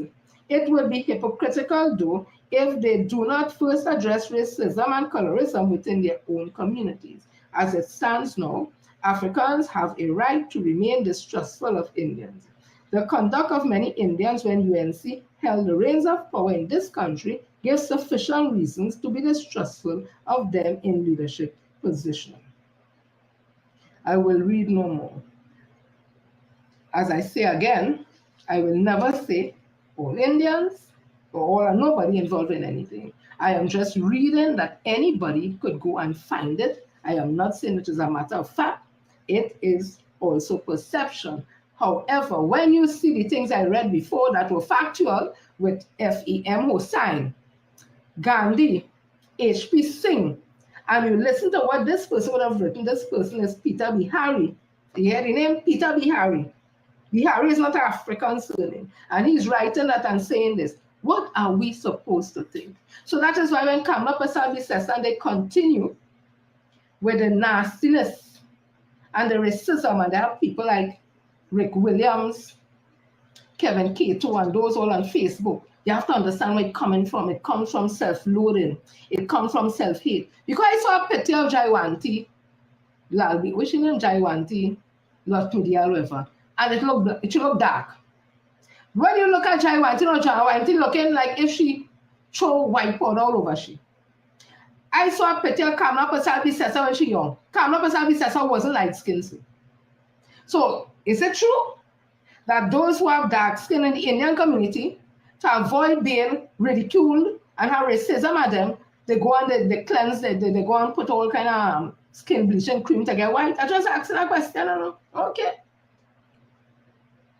I just want to show again, the PNM have no history of discrimination. Never had. All I remember Caroni, who was working in Caroni. Caroni failed several times to make money after Dr. Equivalent bought Caroni from Tate and Lyle and Tate or whatever, right? Because the colonials are doing that. Dr. Eric Williams bought that. Who was working in that? Large percent of people in the descent. It wasn't making no money, but money was being pumped in it. They were owing money. Dr. Rowley, when he was Minister of Agriculture, wrote $1 billion of debt at Caroni to save a lot of jobs. And still, when they couldn't do it no more, just like a petrol train, Caroni workers get the biggest retrenchment package in the history at Trinidad and Tobago and in the history of the Caribbean. They ain't gonna tell only that. Who paid? Kamala then paid, Panda then paid. A PNM government, right? So this conversation about a history of racism, and I read it already, but I'll just read why it is unfortunate that they're saying that the PNM would have been racist against people of Indian descent. Over 50% of the first oil boom dollar was spent in development of Point Lisa's estate. Well, Point Lisa's estate is not in the East-West Corridor. Who benefited from that? We used to have companies called Wimpy, Ash, Watson, Cupid's, PP, Collins, Sanders, Foster, all owned by expatriates and Caucasian. The government buy that for we. The super contractors from the days of Ike Williams to now, Junior Sammy, Kosal, Rakunana, and Ramhit, they continue to get to this day contracts from successive PNM government to now. The cane farmers, I was talking about them, Dr. Ike Williams and the PNM rescued and legitimized Cane Farmers Association from the Colonial and Oppressive Sugar Manufacturers Association. Between 1970 and 1984, 23 secondary schools were built south of the Caroni Bridge, 2 teachers training college, most of them in geographical, political areas traditionally opposed to the PNM government. The 2 largest poultry producers, Nutramix, Shahid Mohammed, and Awak, previously owned by Jai Ram Kasoon, were heavily subsidized by PNM government, making us self-sufficient in poultry, right? When this PNM government under Dr. Eric Williams and the work of, I think it's Professor Ken Julian, if I'm not mistaken, who would have developed Point Lisa, all the real estate across the Caroni Bridge, it increased. It gave them opportunity, people of Indian descent mostly, to engage in business, and they became wealthy. Nobody vexed them. Central is a shopping capital, right?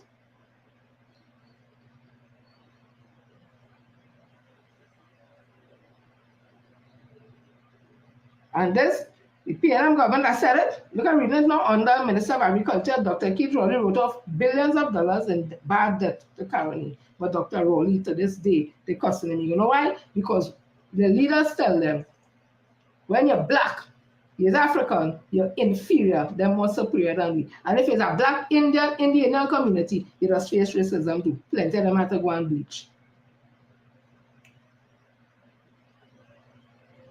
Right? PNM government extended the highway from Shogwana to Gloconda, making it easier to get up and down from across the Caroni Bridge, right? PNM government, under the first health minister was an Indian, eliminated the deadly hookworm disease in the sugar belt so they could still continue to work. All these things happen, and you cannot tell me you still have people saying today that the PNM was racist and discriminatory against people of African descent. Do you all know that there is a temple in Gonzales? I think where's the Temple of Just now? They don't talk about anything. These are people who like history, you know. That is why some of Indian descent could say the things they say and get away with it, because you know why we, as a people, African people, we don't read. So this was in the Guardian. I'm not seeing it loading. Why don't go and emancipate your family? I only don't take on Kevin and them. I tell you, them had to go so. Them had to go so. Them is heavy spirit. Them spirit evil and wicked. Them can't see love, you know. Once them see love and togetherness, the spirit does get angry. They don't have nothing in them, and in their community, they're living like dogs. They're not living up better off than anybody else, but they have been told by certain intellectuals in the Indian community that they're better than African people. They're not better than nobody. They're not more educated than anybody else. They're not more smarter than anybody else. No, they're not. But that have been pumped in the head, and that come from a converse. That come from India too, because they come here with the insecurity. Because in India, the Dalits and them weren't able to achieve anything. And it was mostly Dalits came here. Even Mr. Pandey say Brahmin by boat. When some of them want to say Brahmins came here, Mr. Pandey does say Brahmin by boat. Meaning that they come here as Dalit, but when they come to take up name, in my opinion, as Brahmin, because nobody knew them in Trinidad. So when they come off the ship, they can't write, they can't read, they call Brahmin name, and it's recorded so. However, the white man spell it is spelled. That's why you have Maharaj and Maharaj. Come now, man. So Kevin and them had to go so. Rick Willis and them had to go stop answering them. Stop giving them life and power. Let them talk to themselves. Because all they have in them is filth. So, I'm reading this was in 2020 in The Guardian. Overlooking the city of Port of Spain, many are unfamiliar with the Kalish Mandir and its history. The temple was built in Gonzales over 70 years ago by Hindu devotees who settled in Port of Spain. The mandir transformed from a mud hut to a concrete structure and is now being transformed to its pristine glory. With Diwali celebration expected to commence in the next few days, a community organization called the Community Redevelopers stated the process of upkeeping the mandir. Public officer Kevin Felix said the organization was focused on helping the community and working on projects to make it safer. He said the group is made up of advocates who are focused on bringing the community back to a place where they once enjoyed living like neighbors. This is a monument in the community, and we all grow up and have been seeing a lot of festivals and a lot of stuff used to happen here. Just like in Waterloo, there is a temple in the sea. We in Gonzales, Temple Street have a temple in the sky. So we really just want to refurbish the place. We have phase 1 of the project to look at refurbishing the outside, where we will paint it and looking and looking good and looking at the roof and all that, right? You know what I want to say here? All them Indian groups and them to go and help them to refurbish this mandir. Well then, they won't go in my opinion, because why? It's African people. There's a mandir. Or you should be proud of that, because it was Hindu devotees who went and lived in Port of Spain and built that. Or you should help me. But you know what? Probably because of the teaching they were getting. So it's African people, the community redevelopers team, that they are refurbishing this. So I'll have to inquire more about it, because this is the first time I'm hearing about this, honestly. So I want to tell them, or tell you all, what happened today in the People's National Movement after Dr. Rowley would have said that he's stepping down, not contesting the election, and there was a transition of a member of parliament to take us to the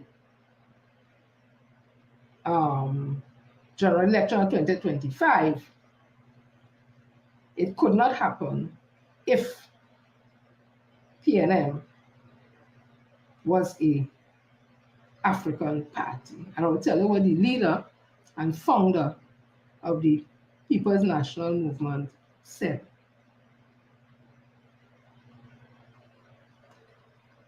This is when he was making a speech, one of his speeches. Hear what he said. Together, the various groups in Trinidad and Tobago have suffered together, they have aspired together, they have achieved. Only together can they succeed. And only together can they build a society, can they build a nation, can they build a homeland. There is no Mother India for those whose ancestors came from India. There can be no Mother Africa for those of African origin. There can be no Mother England, no dual loyalties. There can be no Mother China, even if one could agree as to which China is the mother. There can be no Mother Syria and no Mother Lebanon. A nation, like an individual, can only have one mother. The only mother we recognize is Mother Trinidad and Tobago, and a mother cannot discriminate between her children. And that is what happened today in the People's National Movement. A mother cannot discriminate against her children because of race. So today, we have somebody who is going to lead us into the 2025 general election of mixed heritage, of Indian and Chinese descent. And I say, that is honoring the legacy, the memory, and the vision of Dr. Eric Eustace Williams. They want to say, as I say, PNM was a black party, but all they didn't treat Dr. Rowley right was a black man. So don't tell me not much no African party. And all who bawling, oh no, the PNM going to the PNM going to the 1%, hogwash. Hogwash. At the end of the day, Minister Stuart Young is not on his own. There are other members of parliament who are also of different races. So how the party going to work? The party is just continuing in its vision for this country as a national party, as a party where all peoples of all races could feel comfortable. And if you work and you have the experience, you have the ability, you can become the leader of the People's National Movement. Nothing new with that. Could an African become the leader of the UNC? Why not? I have always called Dr. Keith Christopher Rowley a transformational leader from day one.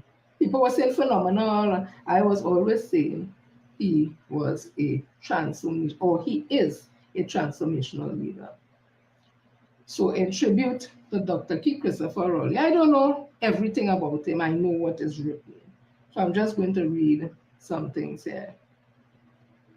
Keith Christopher Rowley, that's how they have it, MP, born the 24th of October 1949, is a Trinidadian politician serving as the 7th Prime Minister of Trinidad and Tobago.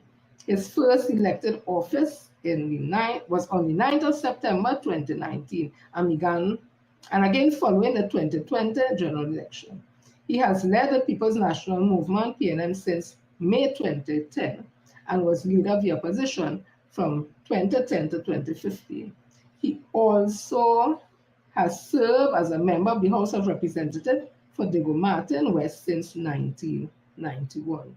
He is a volcanologist by profession, holding a doctorate in geology, specializing in geochemistry.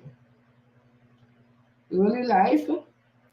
Dr. Rowley was born in Mason Hall, Tobago, raised by his grandparents who were prominent Tobago farmers.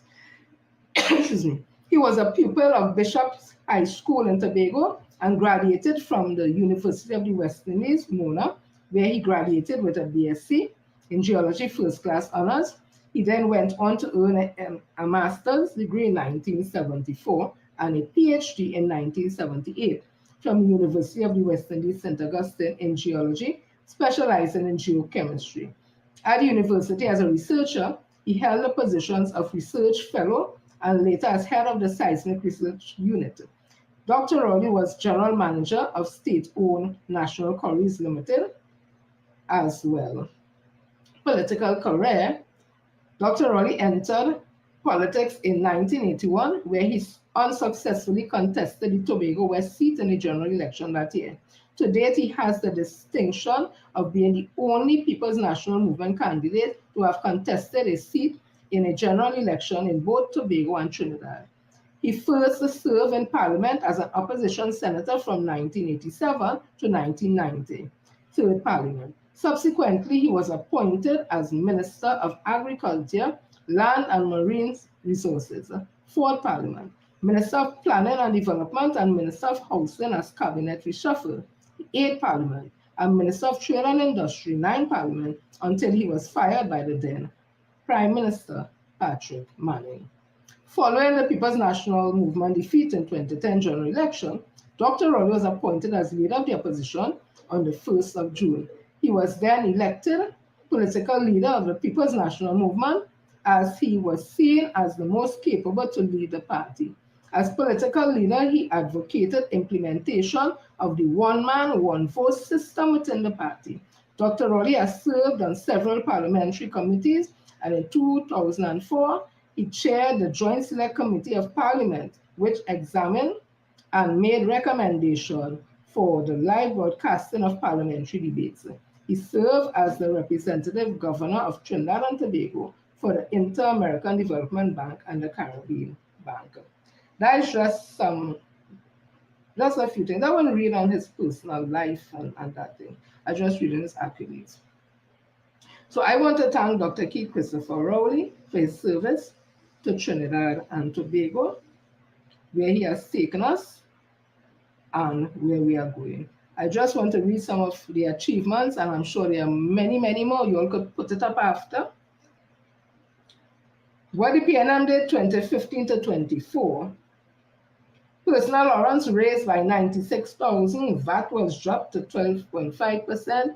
New Ministry of Health building is Rongi Savannah. San Fernando waterfront project is ongoing. Napa was repaired. 20 million. The UNC proposal was 100 million. The President's House was 89 million. The UNC had projected would have been 169 million. Dr. Rowley did it for 89 million with the PNM and also Napa, saving this country millions of dollars. The President's House also cost 89 million, the UNC said. Oh, I read that part already. Tourism attraction, the Magnificent Seven, those things were renovated.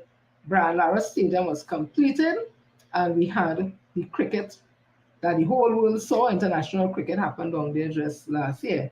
Renovation of the Red House, that is also finished because the Parliament used to be down at the waterfront. That again, a PNM government bill. So we're back at the Red House now. The Crep interchange that had collapsed under Camlandem, that is done and finished.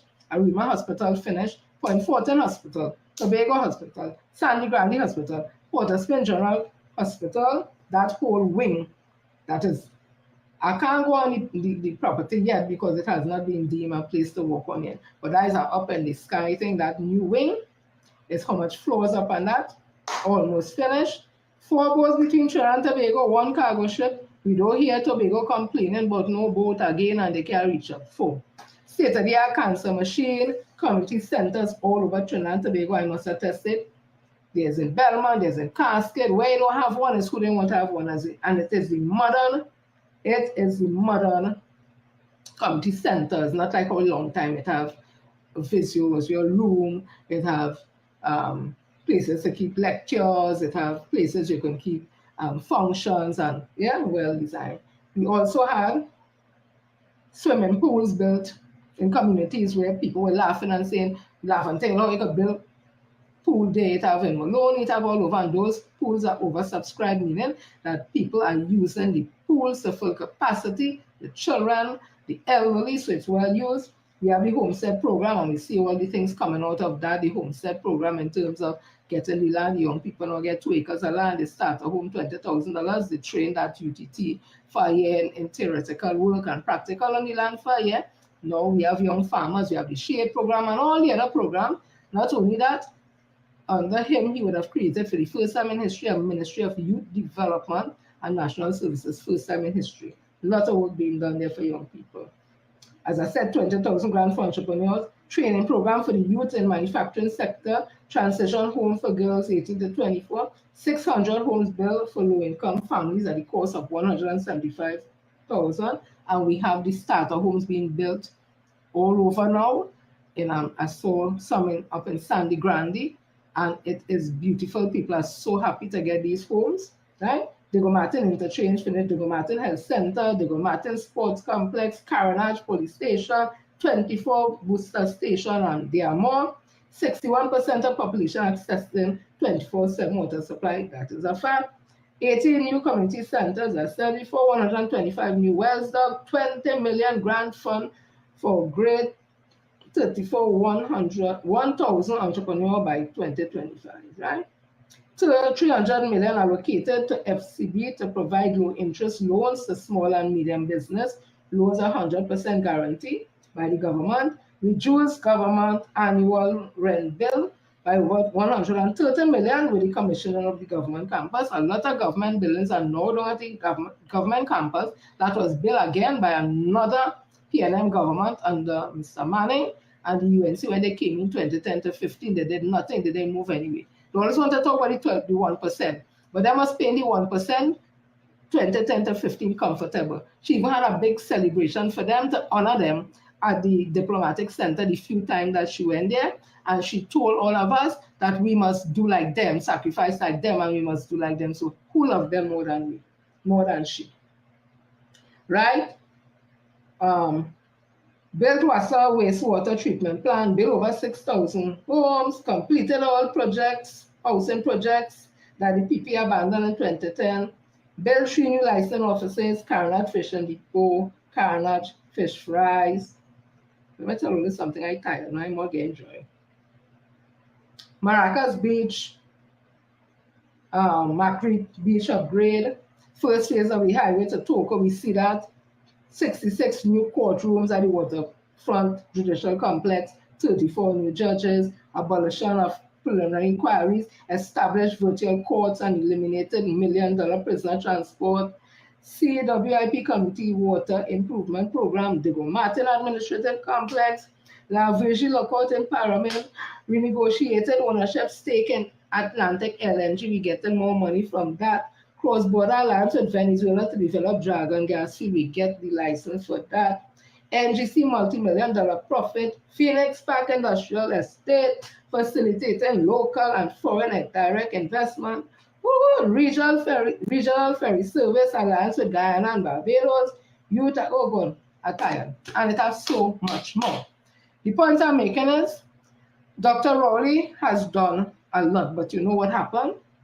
Because the UNC was successful in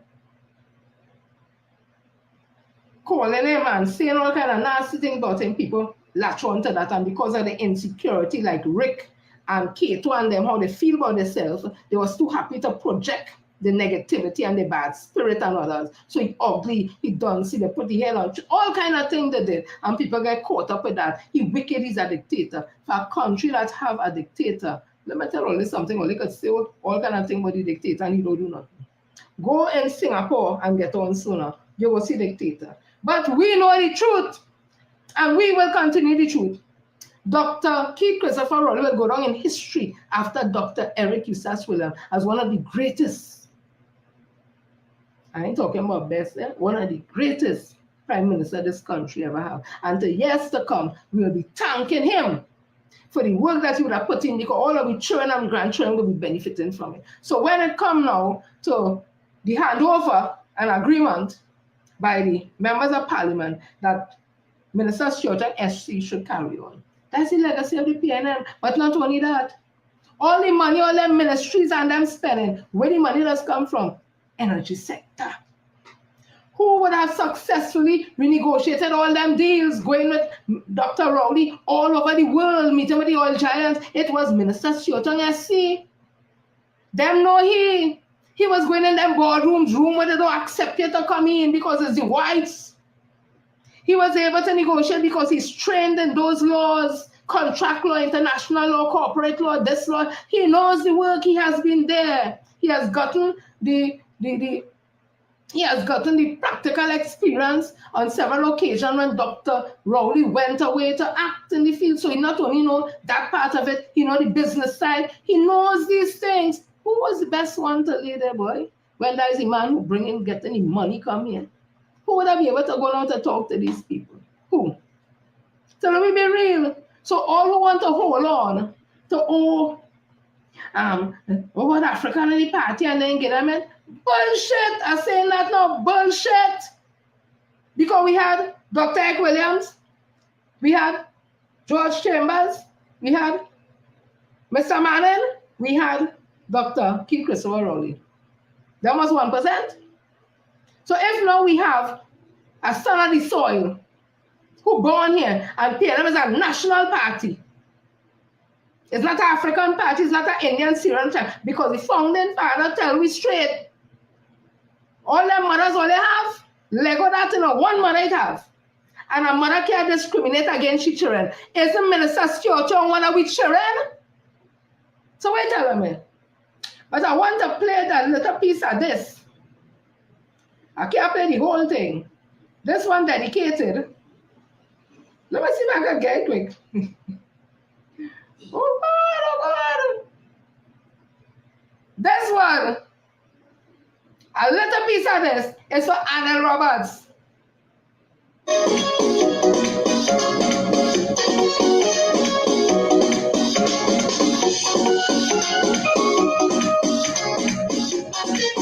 I don't want the right.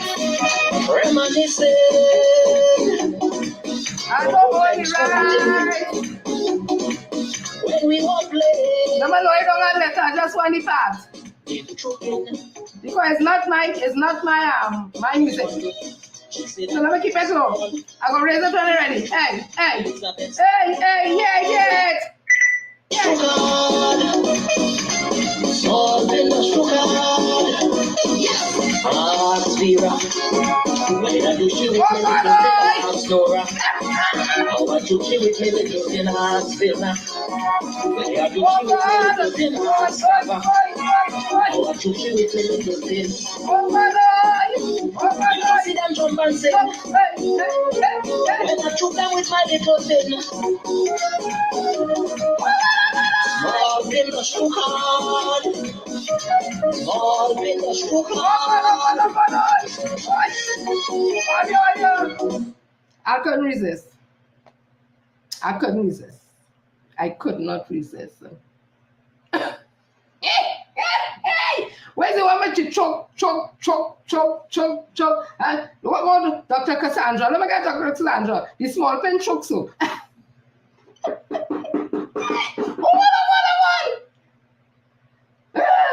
Hold on. Let me play. Another piece. Come on, man. It's not my music. I don't want it right. Hey, boy. I was feeling it. And that's what it choke, small pen choke. What I? I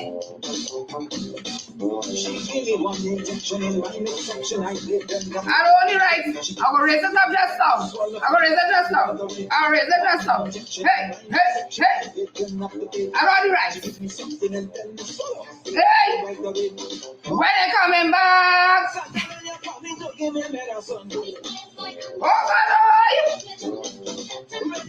Oh no, they're looking for medicine. You are going to tell them to get the medicine. Here what to do.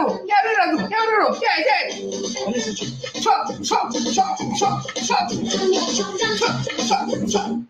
Oh God! So choke them there.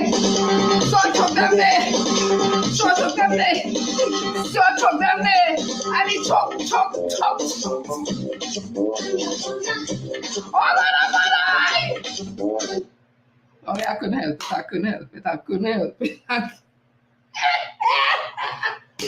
Oh God! Come on, masters chop down big tree. David and Goliath. Small pillars choke hard. Hey! Oh God! All you take that. Small pillars choke hard. Whew. I tell all you, do not. Yes, I have no shame. I have no shame. Shame for all you. All you have shame. Kato, all you have shame. Why must I have shame for me doing nothing wrong? He got choke hard. When Alan Roberts talking about pum pum and pum pum, all you don't feel shame. Small thing got choke hard. He got choke. Stuart choke them day. Stuart choke them day. Hey! Woo! Joel, Chester, Constance, Alice, Joel, Gertrude, Beverly, Joseph, Nedra, Elsa, Laura, Cheryl, Sandra, Shama, Augusto, Angela, Roxanne, Diane, Jenny, Angela, Ricardo, Hollister, Melka, Roslyn, Arnold, Anne-Marie, Kenneth, Philomene, Hazeland, Shirley, Foster, Nadia, Shelton, Sandra, Rufin, Angela, Cheryl, Lennox, Hazel, Rosie, Katyon, Joycelyn, Joyce, Hadara, Mary, Maureen, Emmeline, and Sarah. Before I go, I want to say this. PSA election March 10th. Nomination day was a thing last week.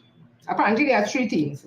Felicia Thomas, that kangaroo court mistress. Dumb as a doorbell. Never win a matter for no worker who is a PSA member. Don't know nothing. Perjure herself in a case with Duke, saying that she was there and she wasn't there. She growing up as the presidential candidate. Reject she and the whole team. Oral Sanders, I understand, fell a team. But before that, after all the things he said about Nixon calendar, he made video begging Nixon calendar to come to join with him. So if you say all them nasty things about Nixon calendar, why would you want Nixon calendar to come to join with you? So you bring out your own team. And I want to ask people who joined that team. With Oral Sanders, with a shame, with a character. Because that is a man I calling out still to answer questions I can't answer because he went at my character. He didn't go at his own. Basically saying I have no ethics. And I've asked him questions. Isn't he a psychiatric nurse? And isn't there a union looking to get recognition for psychiatric nurse that he nursing with Edie Stewart? So when Edie and them get recognition, where he gonna be? You will have no bargaining unit, I want to. Tell me how we come to get the Prado. How we get to buy it, the one that Miss Jennifer Baptiste Primus, when she was the president, it wasn't she car, was it? PSA car. How you get to buy it? Tell me what happened down in the CP office when there's a grievance officer. Ms. Baptiste Primus get a contract as a grievance officer. What you went and do down there that makes you have to pull the contract and send your ass back up to Sentence Hospital. Answer them questions. Answer the question why when in 2009 you was a presidential candidate. How you become the general secretary. And you become the general secretary and in 4 months' time, you talk about how you think corruption. Well, you know very well, whatever panty Duke they buy and chocolates he buy for women and flowers from the presidential executive card, that it would have been garnished from his salary. So you ain't break no corruption there. You just use it as an excuse, in my opinion. What have you done, Oral Sanders? Why come and answer me? Because you want to go up as presidential candidate? Answer me. You're too deceitful, you're too nasty, and you're weak. You have no flesh and balls. You're emasculated, you're weak. You're weak. All of us want to talk around PNM Jersey. I'm not going up for no election for PSA. I am just a voter. Me and no group, me and nothing. What you was doing in PNM? Don't want to talk about me. What you was doing in PNM launched the candidate for local government election last year in Napa. You wasn't there? You wasn't in a PNM jersey? Huh? Answer them questions now, asking questions. Or you want to go up against Nixon Veneca Linda? You say all kind of thing about the man, and when the man wants to join it, you say, me to say you're lying on the man. Well, I want to tell all you, there's an organized team for PSA election called PSA United Sentinels, led by Nixon Benlekanenda. He has a whole team of serious professionals who knows the work and will do the work. Right now, he an industrial court fighting case for PSA members. He has been upgrading himself all the time. He has been doing industrial relation work for companies all the time. He has been keeping abreast of what's happening in the labor world. What has Oral Sanders done since the 4 months in 2009 to 10? He's saying the PSA. How has he upgraded himself that to want to run a PSA? He could sit down in front of Dr. What's his name? Sergeant, Captain, or whatever, Dindial, the CPO. He could sit down in front of Dr. Dindial to do anything for we, to get anything. He know anything. And the team that he have there, the Wasara. I watching the names on them, waste a time. Them just come in there to see if they can split vote. I tell them public officers will have a choice to get this union back and running and to get renegotiation off the ground and to get we in line and get we adjustments in salary and everything. Not Oral Sanders can't do that. I'm saying it because I feel to say so. I'm telling all this so. Ask him again if he collected money from our financier when they gave him money for the team he was on call. Phoenix. I was writing all them teams and them, you know. So I know what I'm talking about when I asking questions. Let you ask questions of me, I can answer any day. Me have nothing to hide. Ask if he take the money and then tell the team he take the money. Ask him. He trustworthy? A little punk ass bitch. That is what he is. But as I leave people, I want to say to my member of parliament, Minister Stuart Young, that's my member of parliament, which I'm proud. Minister Stuart Young, congratulations. And we look forward, I'm a constituent, we look forward to supporting you in any way that we can in the upcoming 2025 election. Yes, as a PNM, I'm proud as a PNM. I can be whatever the ass I want to be. And once yet I retire from the public service this year, men of business. Minister Young, they call you all kind of thing with small fingers and I watch me, you choke them hard right now. They know if they come and go in doubles and coffee go turn to diarrhea. 5-day weekend go turn to the whole week home. Right now, they must be drinking on that table. They must be studying how to come again. They must be studying how to... Look now, all you. Have a blessed night. I love all you. I love all you. I love all you. I love all you. The People's National Movement is not an African party. We're not in Africa. Oh, and finally, there's some young guy with a ras going on saying all kind of things, whatever. I see some Indian association right to say he went to the Maldives and this and whatever, and he would have been disrespectful. I do not ascribe to those things. We must have religious tolerance, so I agree with them. But people who write that letter, first of all, we're talking about Rastafari. So anybody who have a ras on the head and say, hi, this is Lassie, that means there's a Rastafari, and that's one too. Those places of worship he went is not the only places he went, and I understand he went to the Catholic Church and some other church. And right now we're talking a whole set of other things. So he seemed to be totally out there. So the way all they're talking about, like it's all again, all they always come in, unfortunately, it's all here. And people doing all this. Why all them talk on behalf of all the religious institutions? Apparently he has gone to all the different denominations and saying all kind of things, whatever. But all they're making it seem this African man with a Rastafarian. You remember the Rasta conversation? Rasta man was raping Indian women, and when it turned out was Indian man putting on Rasta wig. You remember when the pundits say urban youth on research corridor targeting Africans in Aranguez, and we know targeting Indians in Aranguez, and we know when they say urban youth, east-west corridor, talking about African youth, with no evidence, no data, nothing at all. Hear this group again. Again, I'm not condoning what that guy is doing. That is disrespectful to the highest order. We must be tolerant of all religions in this country. And you must not go to these people places of worship and do things that are not in conformity with what they practice and all that. But he didn't only go there alone. He go other places, so don't make it as if it's just about Holy Place. He seemed to be liberal in the things he's saying with everybody. Right now on social media, he's saying a kind of set of thing. I don't know if they can know who this guy is. Probably he's having a meltdown. Probably he has some issues, whatever it is, and they get him in the place he could get help, right? It's not a racial thing because he indiscriminating. He talking about everybody and anybody. So people again, have a blessed night all here and small pen and sugar. Dr. Rolly, thank you for your service. Love you, transformational leader. And the PNM will prevail at the end of the day. All hands on deck. People are gone. Yes, I love to play victim. I was to read somebody wanted the name of the name of the YouTube video is Indians made a shocking apology to Black people, and it got everyone emotional. I'll put it up after as a post on the We Talk D Ting, so you'll see it, right?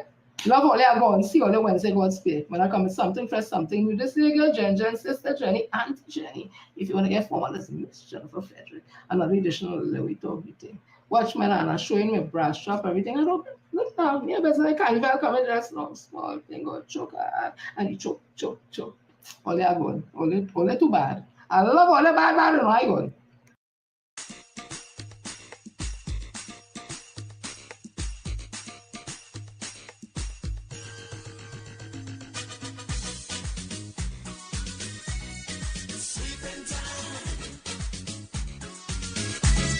Sleeping time.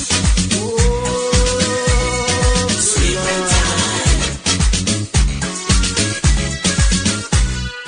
I was in the locker when somebody shout mayhem.